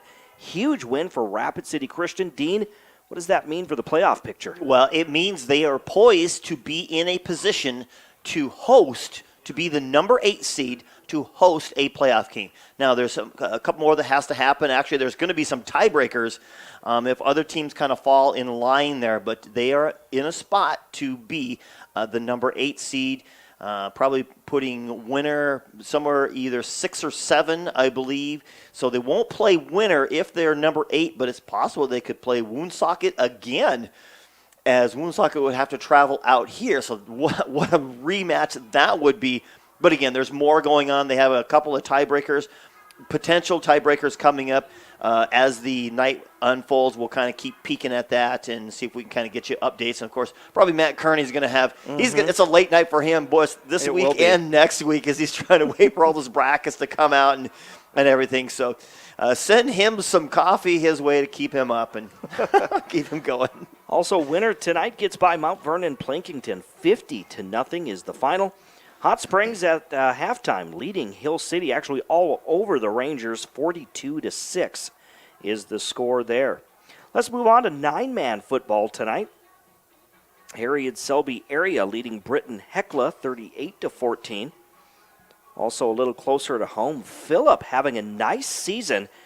They defeat White River tonight 54-0, and I believe Phillip is undefeated. Yep, they are, and so we've got Phillip going to host a playoff game. You got Wall's going to host a playoff game. I believe Harding County is going to host a playoff game. So definitely some playoff games around here next week. If you're getting out and about, want to see some playoff football. Also, Stanley County leading Faith 16-8 with 3 minutes left in the first quarter. Moving on to Class 9B, Potter County leading Sunshine Bible Academy 42-0 at halftime. Also at halftime, Corsica Stickney, ranked number 4, leading Sully Butte 6-0. I'm going to go back to some of those 11B scores, kind of some crazy ones. Wagner only had one loss, so they were playing Tri-Valley, and Tri-Valley is winning 24-0. Now, wow. Tri-Valley was 4-3 coming into this, and you're thinking, what's the deal? I think the same happened with Rep City Christian and Woonsocket. You got to look at the teams that they played. Tri-Valley, their schedule, undefeated winner, they had to play them. Then they had to play West Central 6-1, Elk Point Jefferson 6-1. So those are their 3 losses, and those are significant teams to play. So when they went up against Wagner, you're thinking, well, Tri-Valley is a tough team. They just had a tough schedule, and exactly what's going on. They're winning 24-0, and that is at the end of the first half. All right. Also back in 9-man, Kadoka area leading New Underwood 14-0 late in the first. In Class 9B,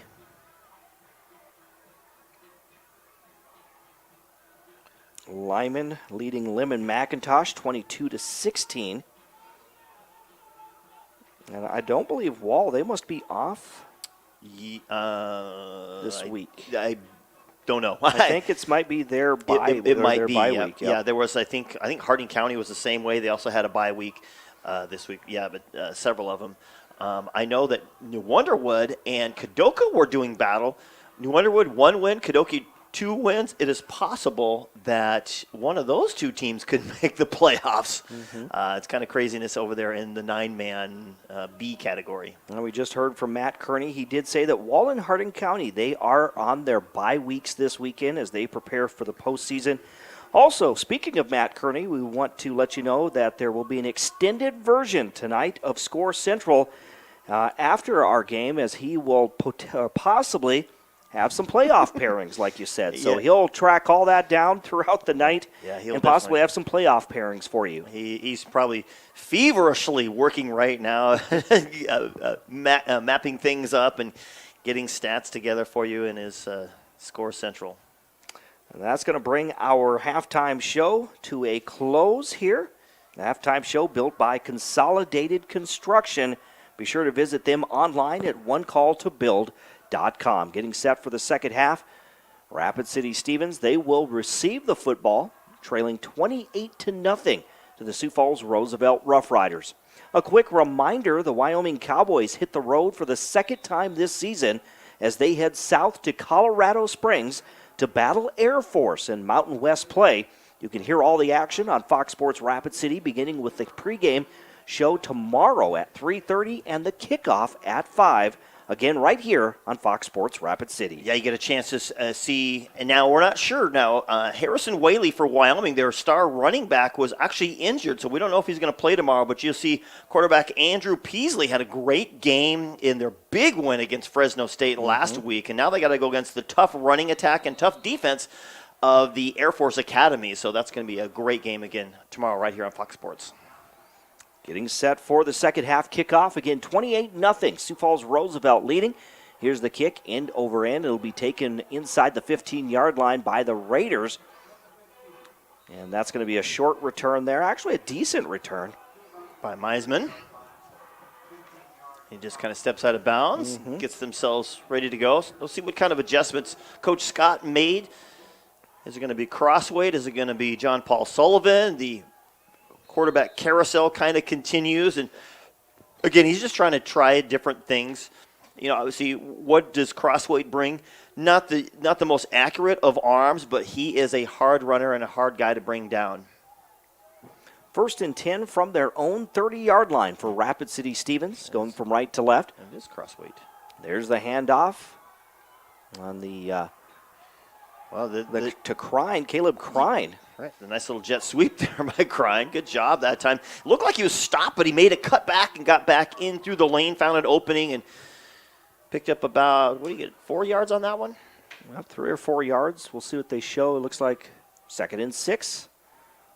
Again, fake the jet sweep, throwing over the middle, gets it to Meisman. Then it's tipped by Meisman into the hands of the Rough Riders defender. Yeah, David DeYoung, just a recipient right there. Again, like you said, we saw this last week. He had a great opportunity to make a big play. Meisman did and could not get it down, and that time it just literally in his hands.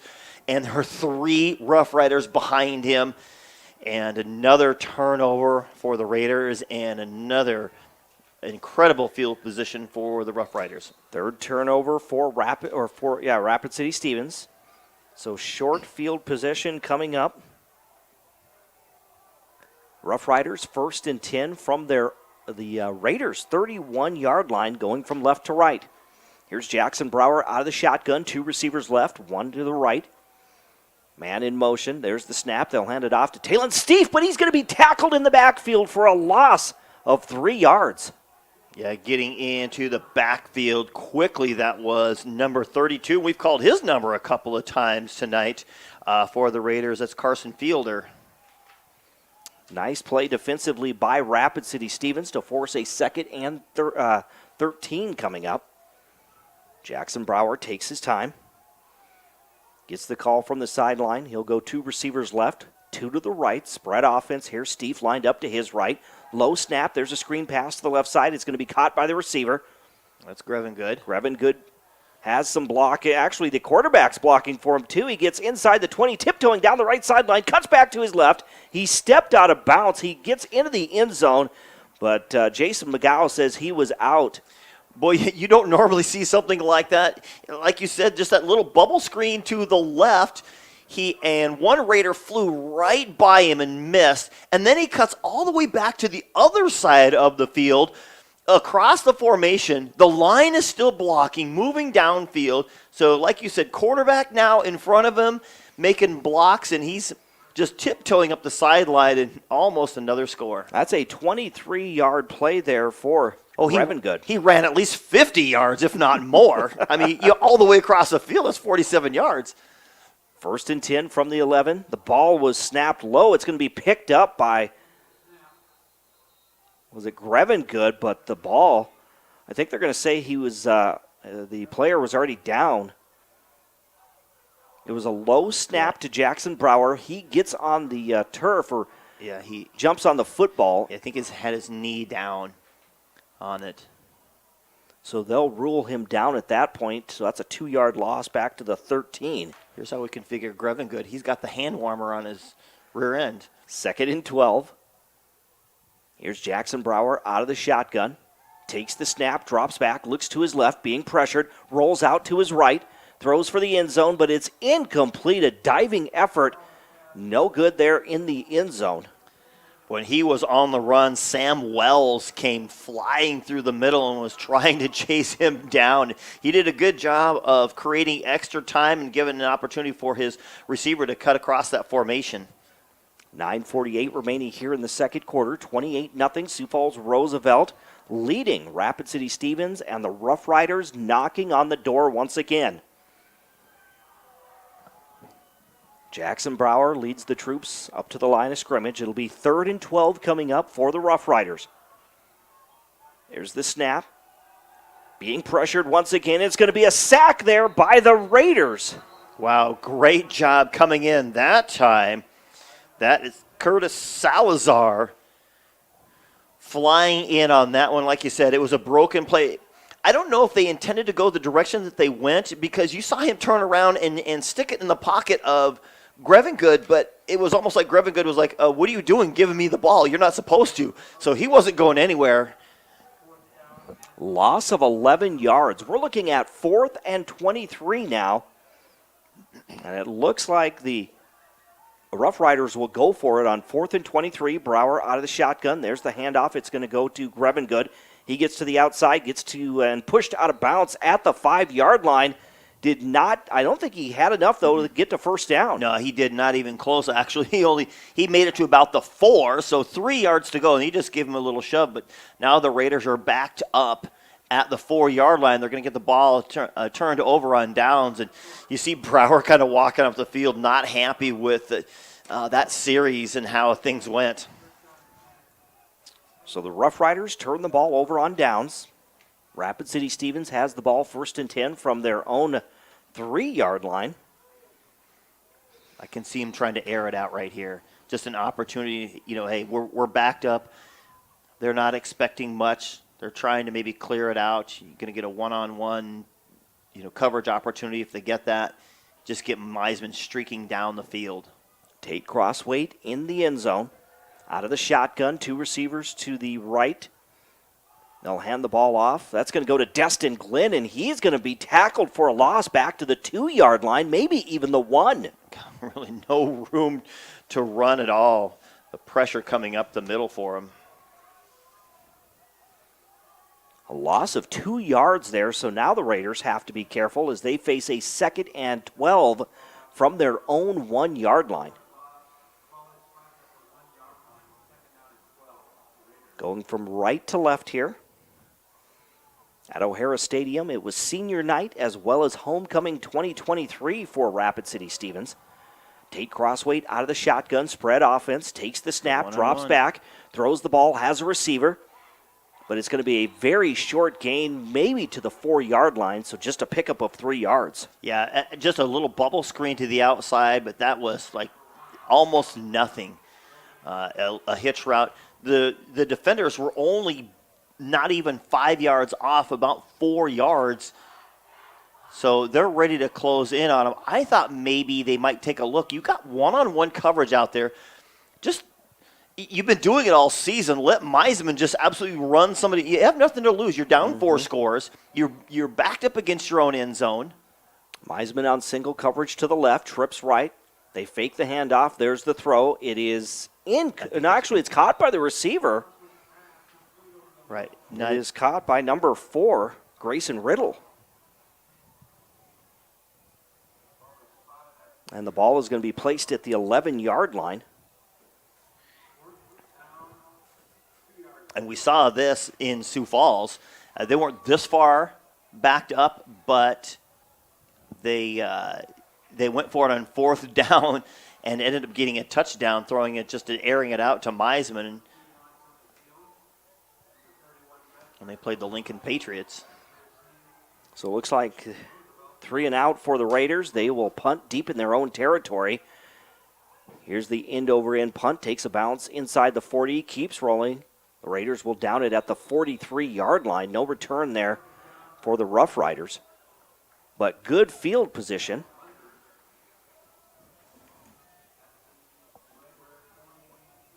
It'll be 1st and 10 from the 43-yard line of the Raiders.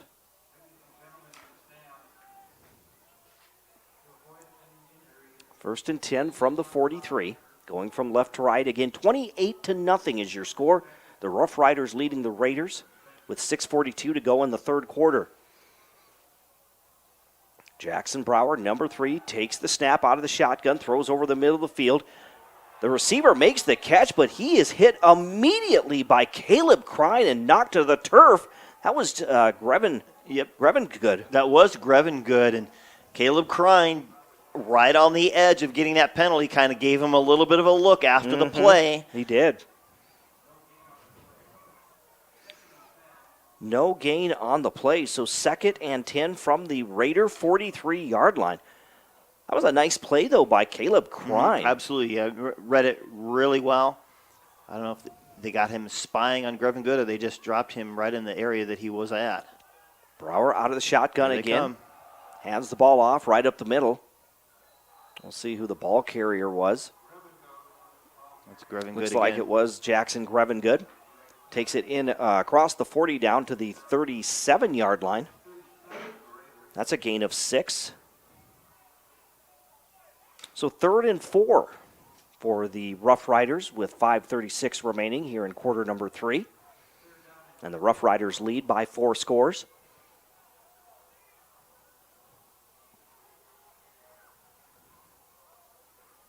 Jackson Brower out of the shotgun. Grevin Good lined up. Side. Yep. There's Grevin Good. He slips a little bit, able to stay on his feet, though. He gets out of bounds. And it was Crossway right there. Got his arms around him, but he was moving. And again, he's such a powerful runner. He got away from him, and you could kind of see they were lined up, just heavy overload to the right side. I think he got the handoff to the left, but then made a cut back to the right side. So it's going to be 4th and a yard. 4th and 1 coming up for the Rough Riders on the Raider 34-yard line with 5:12 remaining in the third. We could see a hard snap count right now. Instead, they're going to give it to Grevin Good. He'll take it right up the middle. Keeps moving forward and has enough. He takes it to the 31-yard line. Has enough to move the chains.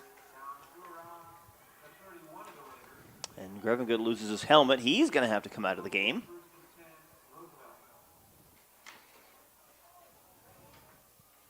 Grevin Good coming to the sideline. This year he had 77 carries for 577 yards in 4 games and 5 touchdowns. Add number 6 to that tonight as he has scored once. There's the handoff getting to the outside. That was number 9. Was number 9. That's Jordan Cooper, who plays a lot of both ways defense, defensive end, and then comes in kind of a little slot guy. We're going to have an injury over there. I'll tell you what, a lot of that was all set up. Obviously, it was a misdirection, but it was Steve who was leading the charge over there, just blocking. And just one-on-one blocking, and just it was almost like textbook drive blocking. He had his hands on the chest of the defender, and he was just driving him backwards and backwards, and Cooper just read it and went around it and got the yards that he wanted. And he's the one down on the ground, I think. Is it cramps or is it a knee? Looks like maybe they're grabbing a knee over there. Forgot my binoculars again. I always forget to bring those. Oh, that's right, I don't have a car. Real quickly, some other scores as Cooper gets up. Looks like he's walking to the sidelines okay. Groton area at halftime leading Mobridge Pollock 14-0. 9 minutes left in the third. It's Hot Springs 49, Hill City 6. Drive Valley now leading Wagner 31-0. Also at halftime, Del Rapids over St. Thomas More 34-7 is your score.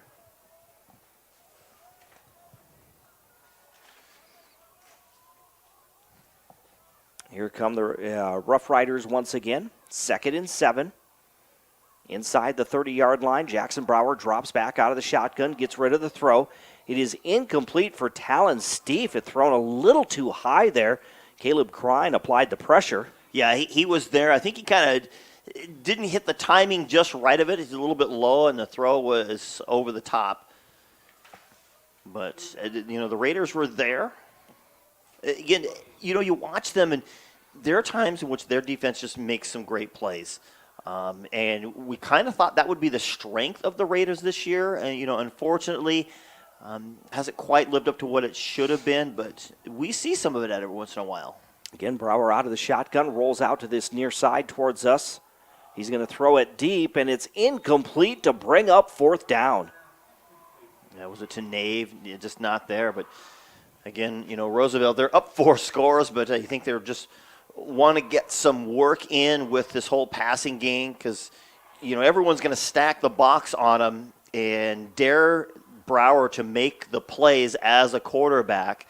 And so he's trying to get out there and trying to do the things that he needs to do. But, again, a lot of misfiring going on. I think we're going to get a timeout. Sioux Falls Roosevelt will take a timeout. We will take one as well. Again, on the State Farm scoreboard, insured by agent Scott Carlson and Matt McCormick. With 4:03 to go in the third quarter, the Rough Riders of Sioux Falls Roosevelt leading Rapid City Stevens 28-0. We'll return in 30 seconds right here on 106.7 FM, 1150 AM, Fox Sports Rapid City, also on GoRaidersLive.com.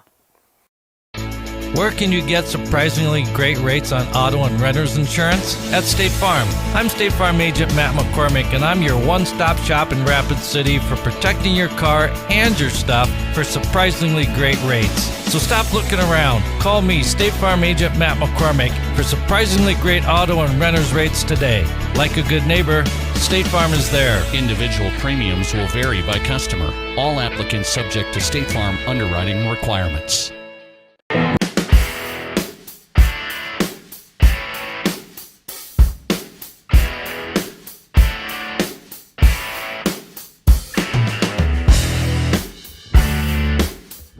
To the Anytime Auto Sales, Service, and Detail broadcast booth, Sales, Service, and Recreation. With Dean Gurr, I'm Jerome Wickersham.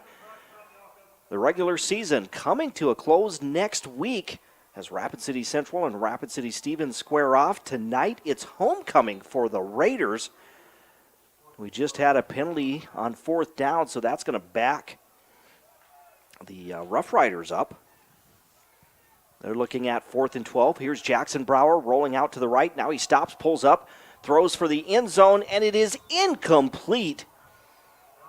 Intended for number 1. It's Austin Markman, and just a deep route. There were a couple of Raiders there, but they were a step or two behind him. And again, Brower just couldn't throw it on. And you see the frustration coming in. It's like, man, I got to be able to do this. Coach and staff trying to encourage him a little bit, and he's grabs his jacket. It's like, man, I didn't hit him. And those aren't easy throws. There's a lot of work that goes into that in practice, just getting the timing, especially when you've got receivers with varying speeds. You get a rapport. I mean, he loves Grevin Good and works well with him, but some of the other ones he doesn't quite have the same speed and rapport with, and I think he's frustrated with that. Out of the backfield, there's the pass. It's going to be caught by the receiver. I think that was Hanslick. We'll see who. I think so, too. 23. Number 23. For Carter Johnson. And he was the starter this year, and we haven't seen much of him, but he's now getting involved.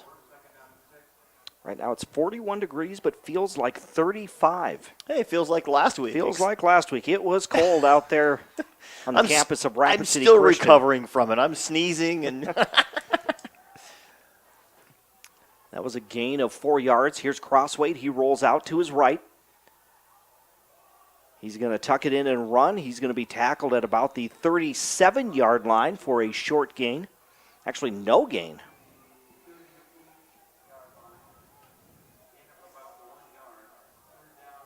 We'll see where they spot the football. Looks to be at about the 38, so maybe a gain of 1. 3rd and 5. Crosswade again on the quarterback keeper. Puts his shoulder down. He's going to be stopped right at about the 38-yard line, maybe 39. I think he just loves that contact. he doesn't try to avoid it. He's like, you're coming at me, I'm coming at you. Of course, big-time linebacker just loves to just seek out and just destroy somebody. And the Raiders on 4th and 5 will go for it from the 39-yard line. Actually, more like 4th and 4.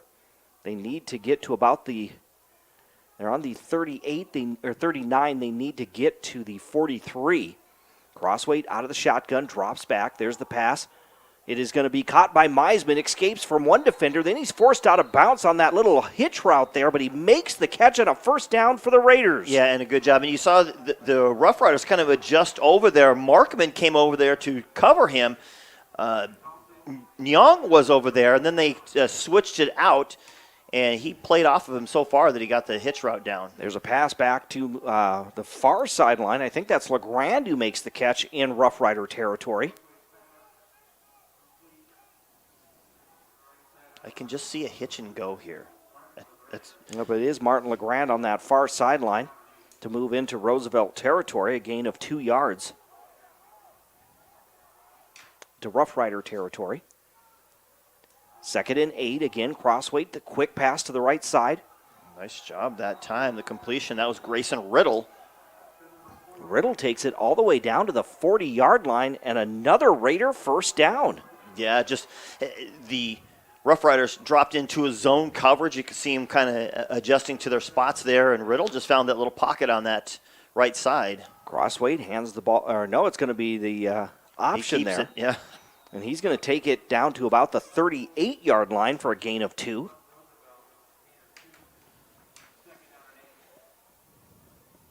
Ninth play of this drive coming up for Rapid City Stevens. They're looking at 2nd and 8 from the Rough Rider 38-yard line, going from right to left. Spread offense. Here's Crossweight out of the shotgun once again. There's the snap. There's the handoff. That goes to That's Johnson, but he doesn't go anywhere. Yeah, nowhere to go for Johnson. In fact, he will be stopped right at the 40-yard line. Yeah, a lot of white jerseys quickly penetrating into the backfield, not getting anything out of that. That's a loss of 2. That brings us back to 3rd and 10 for Rapid City Stevens. Where's the Meisman bomb? That's what I'm waiting for. Waiting for that deep throw to Cale Meisman. Yep. It's not like Crossweight doesn't have an arm on him. He's got some strength. Meisman lined up, single coverage to this near side, trips right. You see the signal. He's tapping his helmet. It means go deep. Out of the gun. There's the post route, but it's going to be broken up by Sioux Falls Roosevelt. That was Markman. He knew he had help on the inside, undercut the route. It was just a post by Meisman. I thought he was going to go long. That's Meisman's thing, is go long. And he just, Markman undercut it and had some hands on it and dropped it. And it looks like the Raiders will stay out there. They'll go Why for not? it. They're down 28-0. You're in your own. You're in the opponent's territory. Yeah, no doubt about this, and this should be a no-brainer. And now I think they're going to take a timeout. Yeah, they got to come up with a big play here. So we get a timeout with 19 seconds remaining here in this third quarter. Again, on the State Farm scoreboard, insured by agent Scott Carlson and Matt McCormick. Again, 28-0. The Raiders facing a 4th and 10 when we return. We'll step aside for 30 seconds. You're listening to high school football on 106.7 FM, 1150 AM, Fox Sports Rapid City. When you ask for Black Hills Surgical Hospital, you ask for someone who believes in hospitality. You ask for someone who treats everyone like a VIP and believes the absolute best shouldn't cost more and makes you feel comfortable, even when you are vulnerable. You ask for someone who cares about the little things as much as the big things. You ask for someone who treats you like you are loved, because you are. Black Hills Surgical Hospital. Ask for us by name.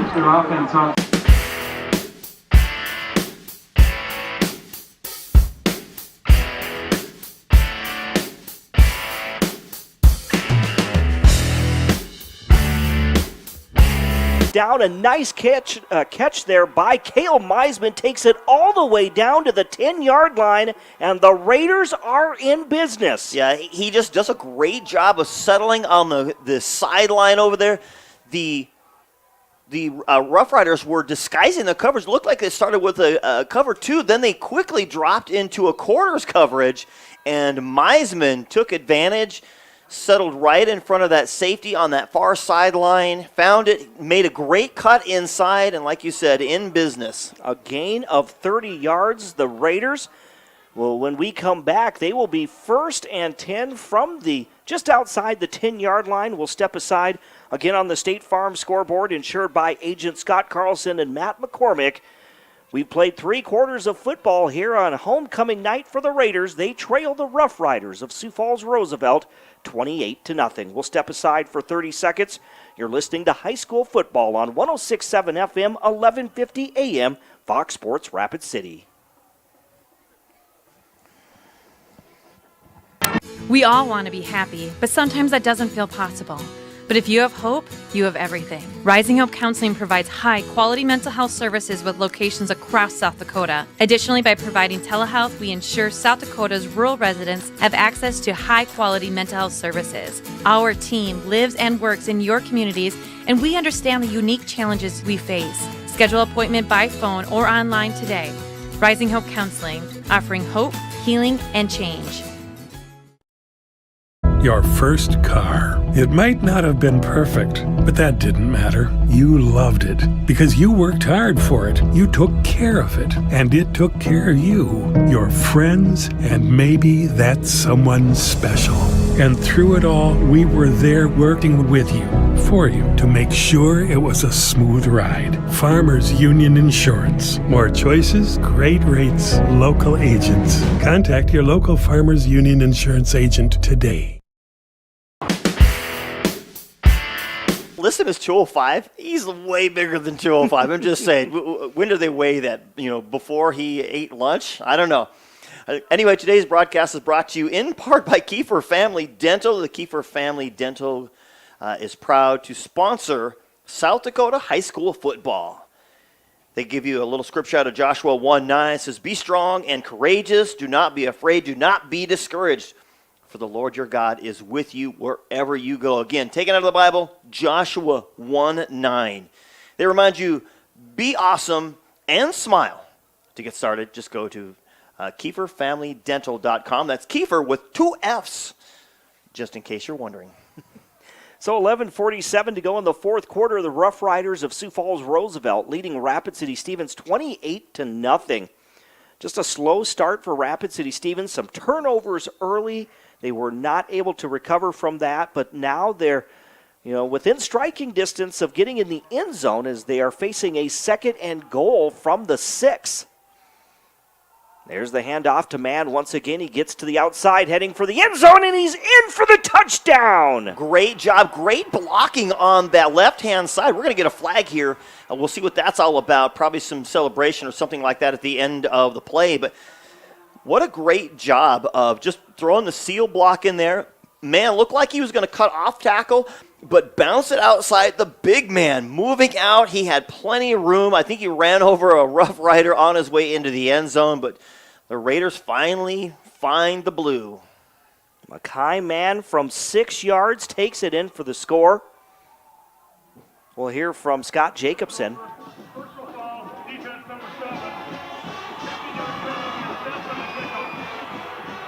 We know it was a personal foul. The band started playing, so we didn't catch all of that. It was on Sioux Falls Roosevelt.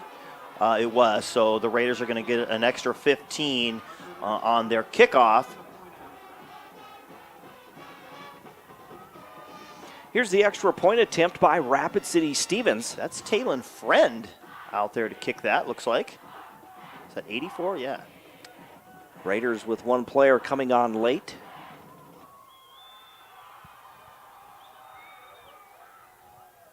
There's the snap, the hold, the kick is up, and that one is through the uprights. So the Raiders take advantage, move the football, do a great job that time, close the gap. They do on the State Farm scoreboard, insured by Agent Scott Carlson and Matt McCormick. With 11:29 to go in the fourth quarter, it's 28-7. Sioux Falls Roosevelt leading Rapid City Stevens. And that touchdown drive is powered by Four Seasons Motorsports and Marine. You can visit Four Seasons Motorsports on East St. Patrick Street in Rapid City and get your hands on the ultimate Polaris side-by-side. Start your adventure of a lifetime at fourseasonsportscenter.com. So a nice drive there turns into a touchdown for the Raiders. They do trail by 3 scores, 28-7. A little bit of a lift there. We'll see if the defense, comes out here after seeing their offense get some points on the board. They got a little bit of a rest there.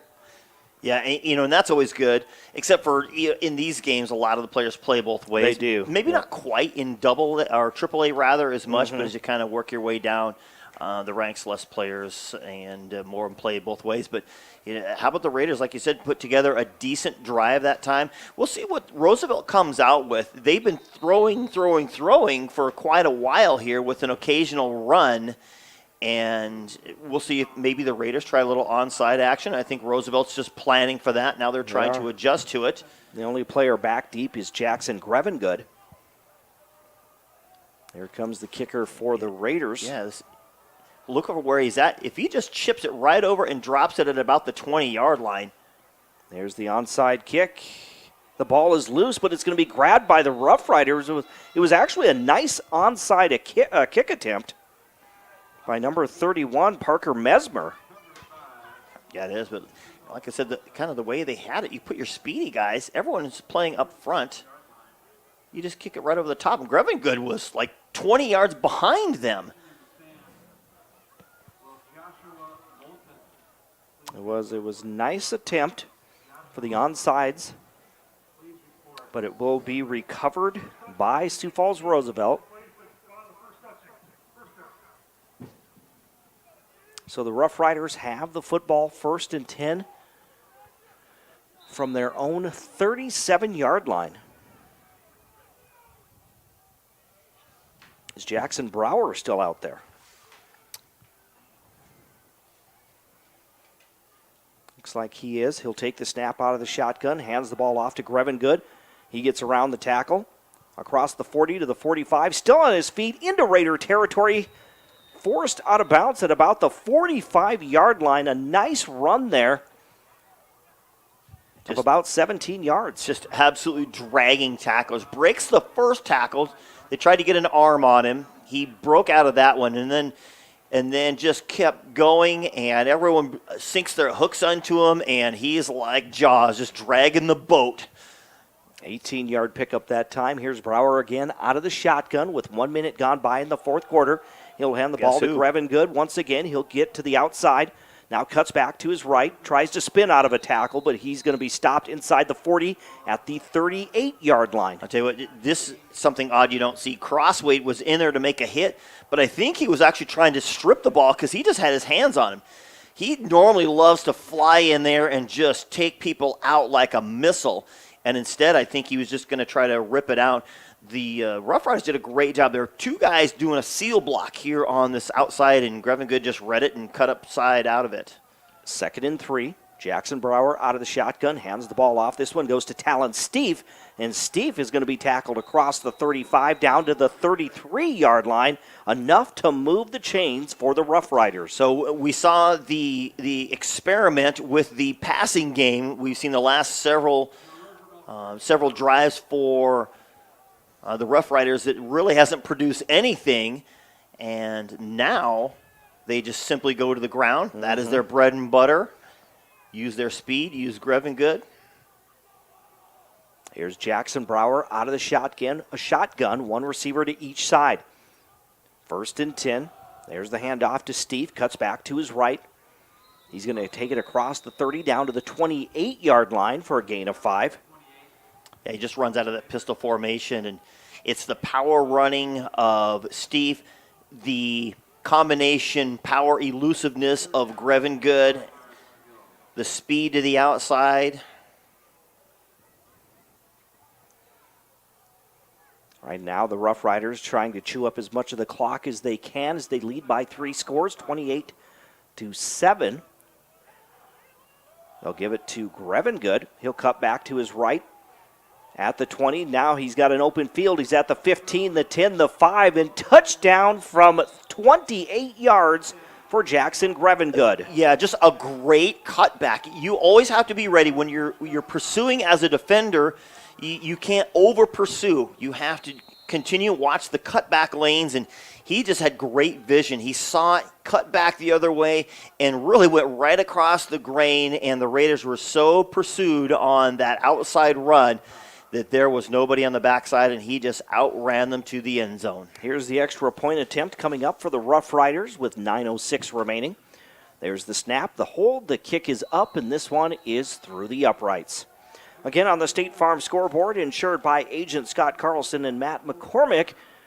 With 9:06 remaining in the fourth quarter, 35-7 is your score now. The Rough Riders with the lead, a commanding lead over the Rapid City Stevens Raiders. And that touchdown drive is powered by Four Seasons Motorsports and Marine. You can visit Four Seasons Motorsports on East St. Patrick Street in Rapid City and get your hands on the ultimate Polaris side-by-side. Start your adventure of a lifetime at fourseasonsportscenter.com. So the Raiders get the touchdown, their defense comes out, and we just saw that running attack and how effective it was for the Rough Riders as they get that score by Jackson Grevengood. Oh, yeah, no doubt. It was, you knew that's what carries them, and they just went back to it and said, okay, wait a minute, we just let these guys drive the field, make something happen. We need to make sure we answer it quickly. Coach Nelson said, let's just go back to that running game, and it was almost too easy. It was Grevengood here, it was Steve there, and it was chunk after chunk. Looked like a rototiller out there just chewing up some sod. Here's the line drive kick. It's going to be picked up. Actually, the Raiders will just fall on it. There was a couple of Raiders, Cale Meisman being one of them, who tried to pick up the football. Instead, the Raiders will just down the football. That's Carter Johnson at the 22-yard line. Well, it went through the hands of one of the up guys, and I want to say that's Caleb Brooks, but it went through his hands, and so then it's at the feet of it was Meisman was there, Carter Johnson was there, and it was just at their feet, and so instead of being able to pick it up, you got the ball kind of bouncing around there, and he just fell on it. Three receivers to the left, so trips left. Here's Crosswade out of the shotgun. There's the handoff. No, it's going to be Crosswade. I thought they handed off to Mann. Here it's Crosswade, and he's going to be stopped after a short gain from the to the 24-yard line. Yeah, a nice little misdirection play, but looked like it was Grevengood out there making the play on him. Is that Grevengood? No, it's not Grevengood. Trying to get my numbers out there. I think that was Anthony Naima. Spread offense now. Crosswade out of the shotgun. 2nd and 8 for the Raiders.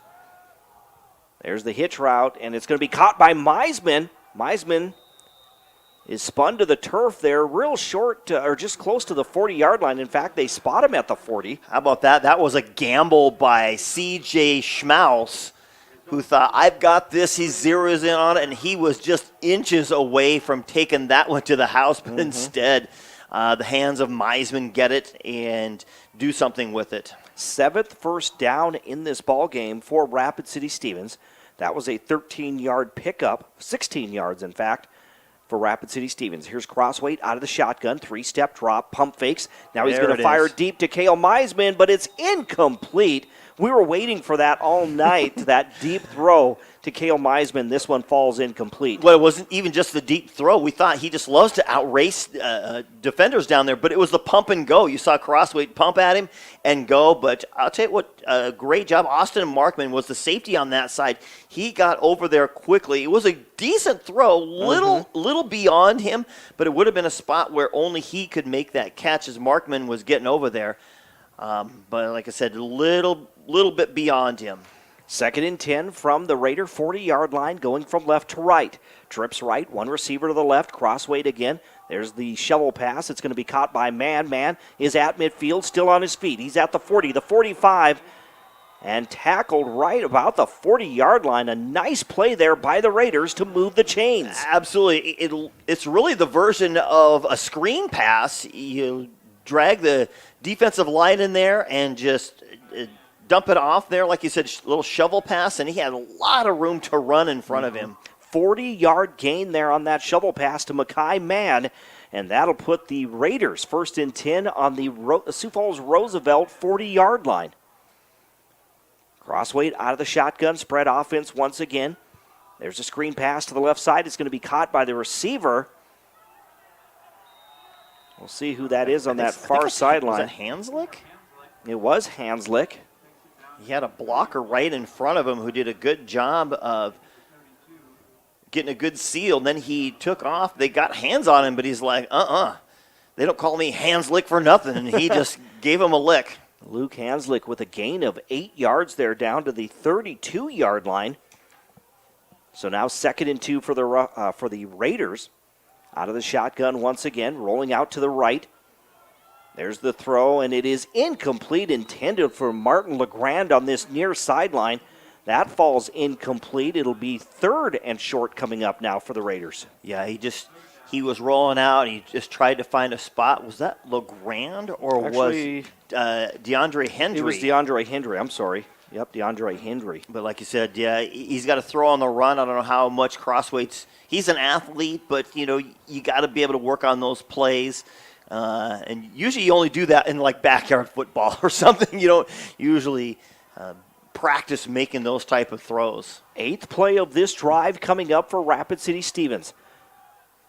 There's the quarterback keeper by Crossweight.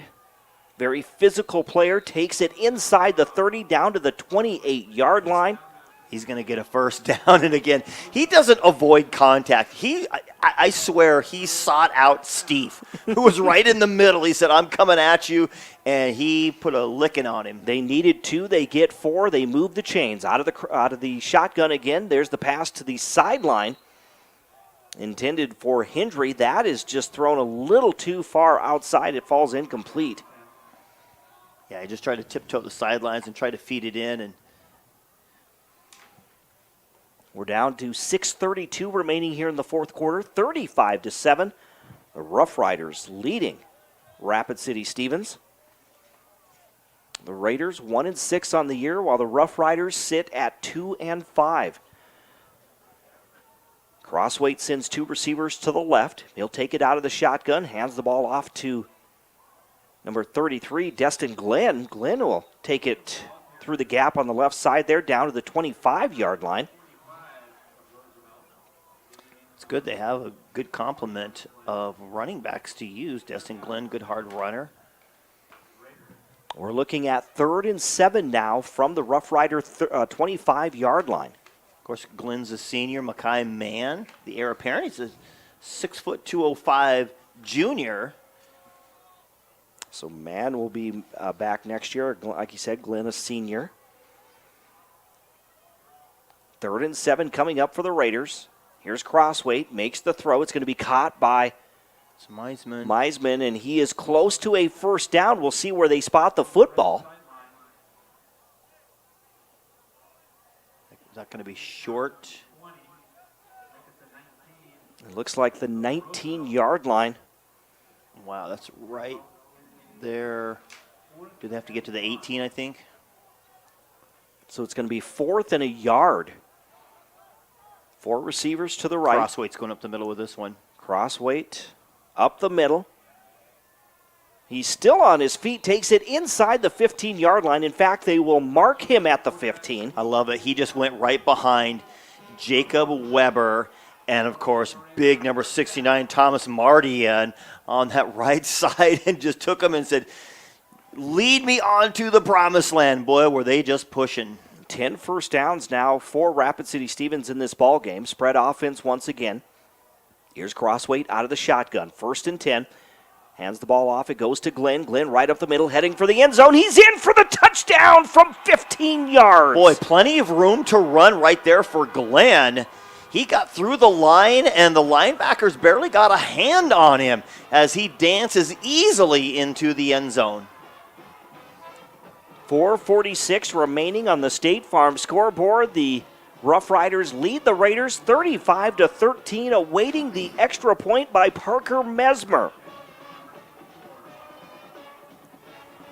There's the snap, the hold, the kick is up, and that one is through the uprights.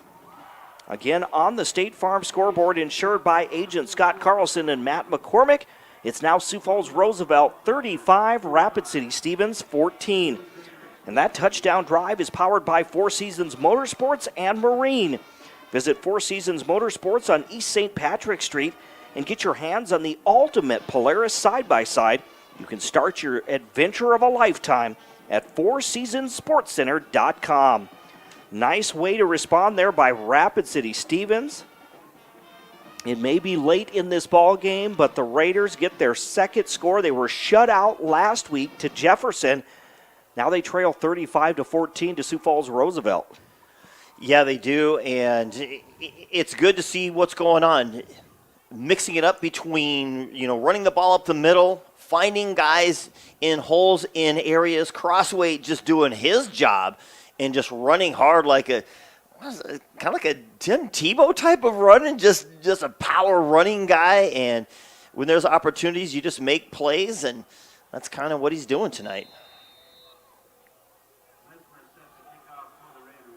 So the Raiders getting set to kick off once again. The Rough Riders set for the possible onside kick. It's just a high kick. The ball was loose there for a moment as two players, the Rough Rider teammates, collide. Yeah, two of them. There was a third one there, too. He might be the guy who got in to get the recovery from it. But you want to be aggressive, but you got to be smart about it, too. So Sioux Falls Roosevelt with 4 minutes and 41 seconds left in this ball game. They lead 35-14, looking to improve to 3-5 on the season. For the Raiders, they will be dropping to 1-7 with one game remaining, taking on their crosstown rival next week, the Rapid City Central Cobblers. Oh, just going to be an exciting game. Both teams, hungry to get a big victory. Here's the handoff, but nowhere to run there for Roosevelt. Yeah, I think the Raiders are eager. They're going to put a lot of pressure now with Roosevelt, putting in some backup players, and now to get some extra time here to try to finish things up. And the Raiders are eager to get that ball back. Mm-hmm. I think they are. Right now it's 2nd and 15 from the 30-yard line. This isn't a World Baseball playoff score, but Aberdeen Roncalli beat Clark Willow Lake 7-2. 7-2, wow. 7-2 on a two-run homer. So Carson Hoynes, the 6'3", 170-pound sophomore in at quarterback. And there's another tackle for a loss there by the Raiders. Making the catch was number 15, Adler Jensen, but he's going to be tackled for a loss of about 5 yards. Yeah, just again, the Raiders are just right there. They're putting tons of pressure. It's almost like they're daring them to throw the ball down the field. Ball placed on the 25-yard line, 3rd and 20. Here's Carson Hoynes once again out of the shotgun. Takes the snap, drops back, throws to his right, and it is incomplete. There were a couple defenders in the area that I thought might be able to make a play on the ball, but it was thrown out of bounds. Yeah, and I don't know if it's just a miscommunication between he and the receiver, because it really wasn't. The Raider was closer than the white jersey was. So the Raiders will get it back. A penalty is declined against the Rough Riders. That will make it 4th and 20 with 3 minutes and 20 seconds remaining, 3:20 remaining.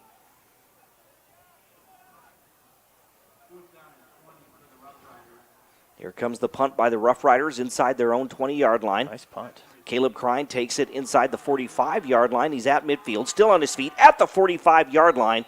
And that is where the Raiders will take over. They will be 1st and 10 on the Roosevelt 45. Great job by Crine. He had two defenders right in front of him. He just leaped through them, like a deer leaping through the tall grass or whatever, got through them, and able to get another 10 yards out of that. So good job by Crine. You said 3 minutes left here. I realize they're down by 3 scores, but still, they're going to start churning some things out and see what they can do. Trying to end their homecoming night on a high note here. This is Crossweight out of the shotgun. 1st and 10 from the 45-yard line. We're going to get a penalty flag.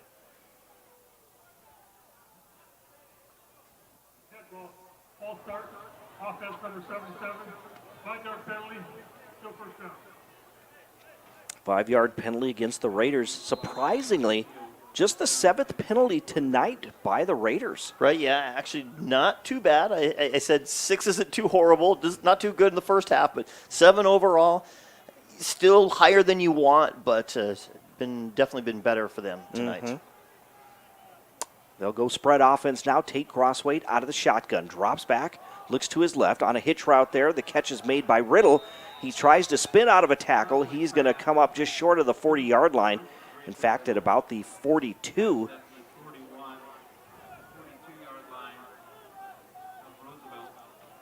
So the ball at the 42. That'll make it 2nd and 7. After that 8-yard pass, again, another hitch route for Riddle, but it is incomplete. 3 defenders in the area that make a play on the ball. So now we're looking at 3rd and 7 from the 42. Again, just a reminder, our post-game show coming up at the end of this game tonight. And then an extended version tonight of Score Central with Matt Kearney, as he is hoping to have some playoff scenarios for you, or some playoff games. Run down all of that coming up. Here's Crossweight now on 3rd and long. Gets rid of the ball. It's Meisman who makes the catch, but he is going to come up short of a first down on this near sideline. They mark the ball inside the 40 at the 39. As I'm crunching numbers here, it does not look like that the Rapid City Christian Comets will have a home game. Power points are going to give Woonsocket a slight edge over them. As I'm looking through things. Looks like we're going to get a quick timeout, so we will take one as well, again on the State Farm scoreboard with 2:27 remaining in the 4th quarter. Sioux Falls Roosevelt leading Rapid City Stevens 35-14. We'll step aside for 30 seconds right here on 106.7 FM, 1150 AM, Fox Sports Rapid City.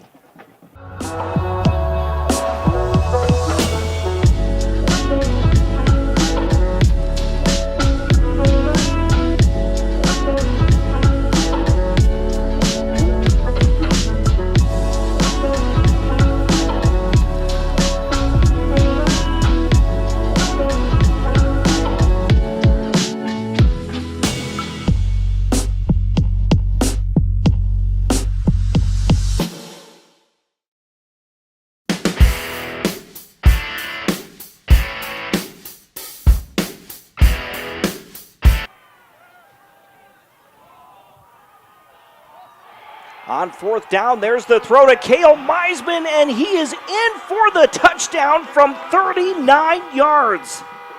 Cale Meisman coming out of that timeout, a deep post route, and he takes it to the house for the touchdown. Yeah, exactly. We've been waiting all night for this. We said, just setting him on a speed route, get him upfield, and that's what he does.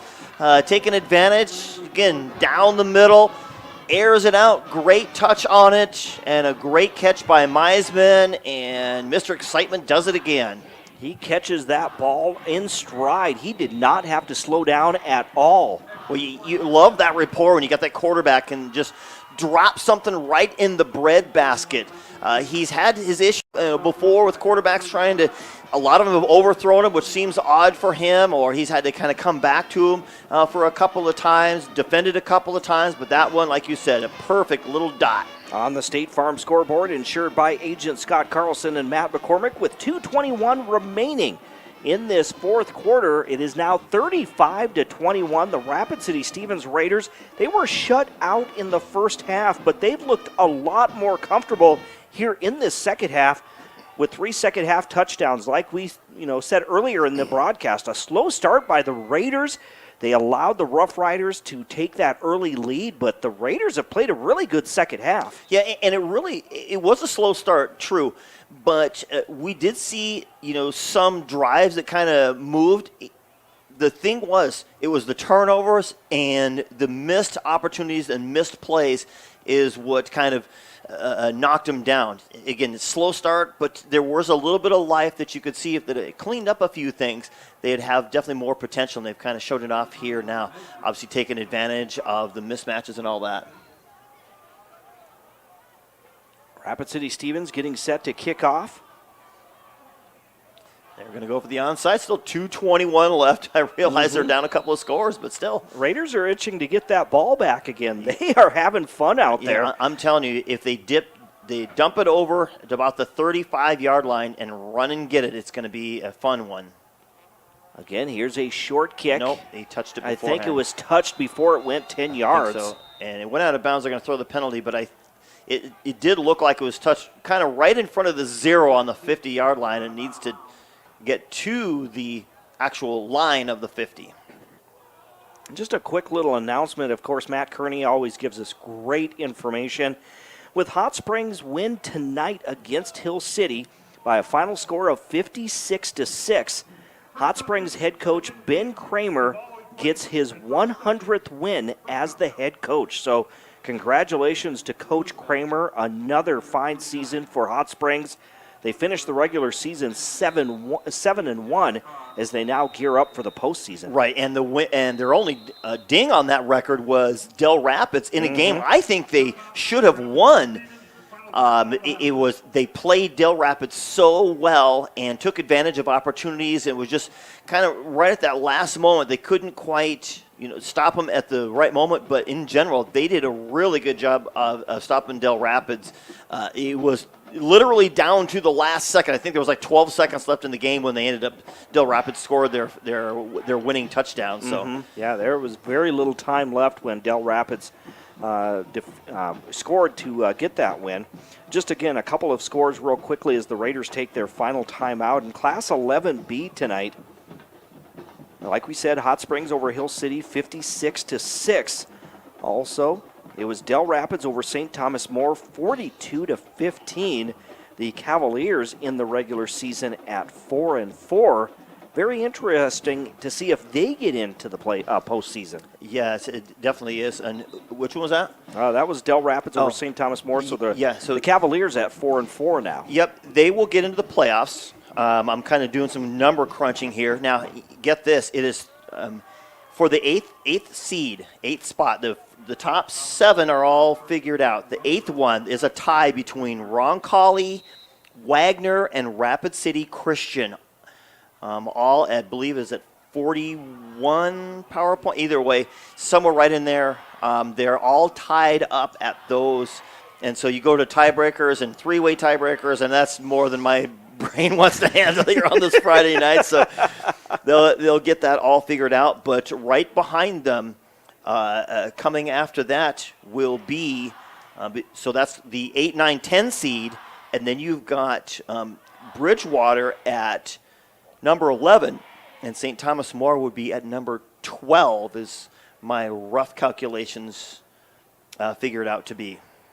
So if the Cavs at number 12, what would that possibly be then? They'd play a number 5 seed. Yeah, 12, 5 seed. So the 5 seed is Tri-Valley. Tri-Valley, who they would play. So, if the Comets end up with 8, then they're going to play either Roncalli or Wagner. It'll be interesting. Like we said, Matt, 8, 9, 10. We'll have all try to get some of those playoff pairings coming up in the extended version of Score Central. Yeah, 7 is Woonsocket. So Woonsocket is number 7. Then you've got the 3 people tied at number 8. So they have to iron that out. So boy, that's going to be quite an interesting little scenario for them. They should have them pretty quick because we basically got the numbers figured out all the way up through that part.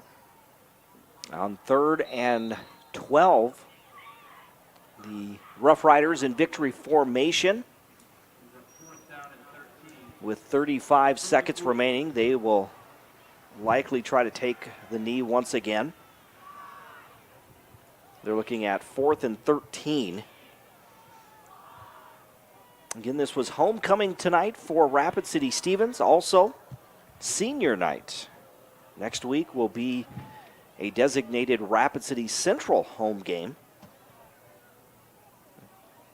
Those two teams meet, the Raiders and the Cobblers, in the Rapid City rivalry next week. Dropping back is going to be Jackson Brower. Then he takes a knee as the clock runs out. That's your ball game here at O'Hara Stadium on Homecoming 2023 for the Rapid City Stevens Raiders. On the State Farm scoreboard, insured by agent Scott Carlson and Matt McCormick, the final score. It's Sioux Falls Roosevelt 35, Rapid City Stevens 21. We'll step aside for 2 minutes. When we come back, it is our post-game show right here on 106.7 FM, 1150 AM, Fox Sports Rapid City. You're doing a lot. Maybe you're starting a family, building a home, growing a business, or investing in your legacy. Security First Bank knows your life is constantly changing. And while our commitment remains constant, we're changing too, with tools, technology, and new products from people you trust. For all the ways you're changing and all the things you're doing, we're the bank. Security First Bank. Member FDIC. Looking to spruce things up for dinner tonight? Order online or by the Inferno's Food by Fire app for your best meal in Rapid City. Inferno's has the best Stonefire signature pizzas, sandwiches, and fresh salads. Build your own pizza all while watching the latest high school or NFL action. Even better, receive a 10% discount off your next order when you mention Live Ticket. That's at Inferno's Food by Fire. Your first car. It might not have been perfect, but that didn't matter. You loved it because you worked hard for it. You took care of it, and it took care of you, your friends, and maybe that someone special. And through it all, we were there working with you, for you, to make sure it was a smooth ride. Farmers Union Insurance. More choices, great rates, local agents. Contact your local Farmers Union Insurance agent today. Belly Brothers Auto Tech is the bark of the town. Belly Brothers is one of the top-rated local auto shops in South Dakota. From an oil change to transmission repairs, they'll treat your car with exceptional service at reasonable rates, with plenty of financing options also available. Holding an A+ rating from the Better Business Bureau since 2008, Belly Brothers will get your tail wagging. And visit Jennifer Young next door for your tax accounting needs.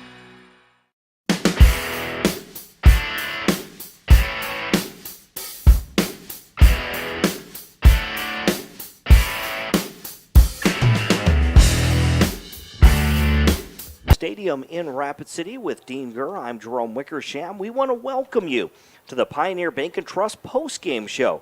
Pioneer Bank and Trust is proud to support our local teams, and they want to be your trusted partner for all of your banking needs. Pioneer Bank and Trust is local. Be sure to visit them at pioneerbankandtrust.com. So the final score tonight, Sioux Falls Roosevelt spoils the Rapid City Stevens homecoming here tonight, as the Rough Riders get the win over Rapid City Stevens. 35-21 is your final. For Sioux Falls Roosevelt, they improved to 3-5 on the season. For Rapid City Stevens, they dropped to 1-7 as they've lost 6 in a row now, coming into next week's showdown, or going into next week's showdown with Rapid City Central. But again, we set a slow start for Rapid City Stevens. They turned the ball over early in this ball game. That led to a couple of touchdowns there for the Rough Riders, so they break this game open rather early. But we saw a much better second half by Rapid City Stevens. Dean, I think that's what we were looking for, was, to see them start to click offensively, and they did that in the second half. Yeah, and it was a good play mixture and using the athletes that they have. We saw a running game that has been almost non-existent. They've been trying it and trying it all season long till they finally got it in there. And that's just enough of a compliment to a quarterback who can run and be physical and take cross weight. And then if he can get the ball to the right guy downfield, which of course we're talking about Cale Meisman making his plays. So those are good compliments to each other from what we saw in the first half. There was a little bit of life. We saw a little in the first half, but like you said, penalties, turnovers didn't help it there. And of course, when you're going up against a Roosevelt team that just can pound the ball so well with their athletes, get to the outside, pound it up the middle, all that stuff, it chews up the clock, chews up a lot of field. So it's a tough go against them. But like we said, second half we saw Tate Crossweight do a lot of good things. Tough, hard runner, not going to avoid contact, and he's finally able to hit a couple of receivers, a couple of big ones, and just getting the running game through the middle. I knew that the guys up front were big and physical, but it hasn't quite come to fruition like I think they hoped through the season, but we kind of saw that in the second half. That big physicalness of them, the size of the front five for the Raiders offense, I think is really going to help carry them when they get ready to play the Cobblers next week. Like we said, with that win for Sioux Falls Roosevelt, they now improve to 3-5 on the season. They take on Sioux Falls Jefferson next week. They're at Howard Wood Field. Sioux Falls Jefferson losing tonight. They're at 5-3. And for the Raiders, again, they will take on Rapid City Central, who's 0-8 on the season. So just looking at our box score tonight, as we run down that, let's take a look at today's box score brought to us by The Box. The Box is the Midwest's newest and most innovative event center, featuring native hardwood floors, digital scoreboards, color-changing lights, and an enormous space to host multiple sports games at once. The Box is the premier youth sports venue, but sports aren't the only thing they can host. The Box can turn into the perfect space for any of your meetings, conventions, or receptions. To plan your next event, visit thebox.live. Looking at the box score tonight, in the first quarter, Sioux Falls Roosevelt, it was an 80-yard pass to Tayden Nave. With just 12 seconds gone by in that first quarter, that made it 7-0. And then Sioux Falls Roosevelt, midway through the first, Jackson Grevengood takes it 19 yards on the pass play to make it 14-0. In the second quarter, Roosevelt again, Tayden Nave, who basically Grevengood loses the ball right at the goal line. It was popped out of his hands right into the hands of Tayden Nave for the touchdown to make it 21-0. Then 37 seconds left before halftime, Talon Steef takes it 9 yards on the carry for a 28-0 lead at the break. In the second half, the Raiders, again, they outscore the Rough Riders 21-7 in that second half. Makai Mann got things going with a 6-yard touchdown run with 11:29 to go in the fourth quarter. Jackson Grevengood followed that up on a 28-yard touchdown run to make it 35-7. And then the Raiders finished with 2 touchdowns in the final 4 minutes. They get a 15-yard touchdown run by Destin Glenn. That made it 35-14. And then Cale Meisman, we were waiting for it all night, right over the middle, a 39-yard touchdown catch. And that's our final score, 35-21. For the Sioux Falls Roosevelt Rough Riders, they finished with 14 first downs. They had 3 penalties and 1 turnover. For the Rapid City Stevens Raiders, they finished with 10 first downs. They did have 8 penalties, but 3 turnovers in this ball game. Yeah, you hate to keep pointing to it, but those penalties and turnovers, and we knew it would be a tough battle for them tonight. Not something that they couldn't handle. They certainly could, but they were going to have to play just really, really well. There were signs of it in the first half, came to more fruition in the second half, but yeah, it's totally hard, very hard to overcome the penalty, turnover, mistake type of ratio that you have. Mm-hmm. You think the Raiders, though, with that second half performance, they outscore them 21-7. Take a little bit of that momentum, though, into next week's ball game? Oh, absolutely. I think that's exactly what the doctor ordered for the Raiders, at least, coming into that, saying, you know what, we're going to come in, we're going to take that, that mixture of what we have. And Crossway's probably going to do it. I believe we saw him like 2 years ago when Jed Jensen got hurt. He came in, played a little bit of quarterback there, and didn't see him much last year, and not much actually this year. Kind of a little smattering here and there, but kind of took over the reins tonight. We saw just a flash of Sullivan, but Crossway came in and said, "That's it. I'm taking this team over. I'm going to run hard. I'm going to make the throws. I'm going to do what I have to do." And he really did tonight. And like I said, kind of lit up the offense a little bit. It wasn't lightning flash, but it definitely was much better, much more effective in the second half. Absolutely. Again, you're listening to the Pioneer Bank and Trust post-game show tonight here at O'Hara Stadium in Rapid City. The final score, Sioux Falls Roosevelt defeats Rapid City Stevens 35-21. The Raiders lose their homecoming game here on senior night, but get set for next week's game, taking on their crosstown rival, the Rapid City Central Cobblers. Let's look at today's highlight of the game. It's being brought to us by Highmark Credit Union. Did you know Highmark Credit Union was started as Rapid City Teachers Federal Credit Union over 80 years ago in what was known as Rapid City High School? Highmark is proud to support education and our local schools. With a full range of consumer products and commercial lending services, Highmark now serves thousands of area members in western South Dakota. Consider joining Highmark. We'll make it happen. HighmarkFCU.com. And this is tonight's Highmark highlight of the game.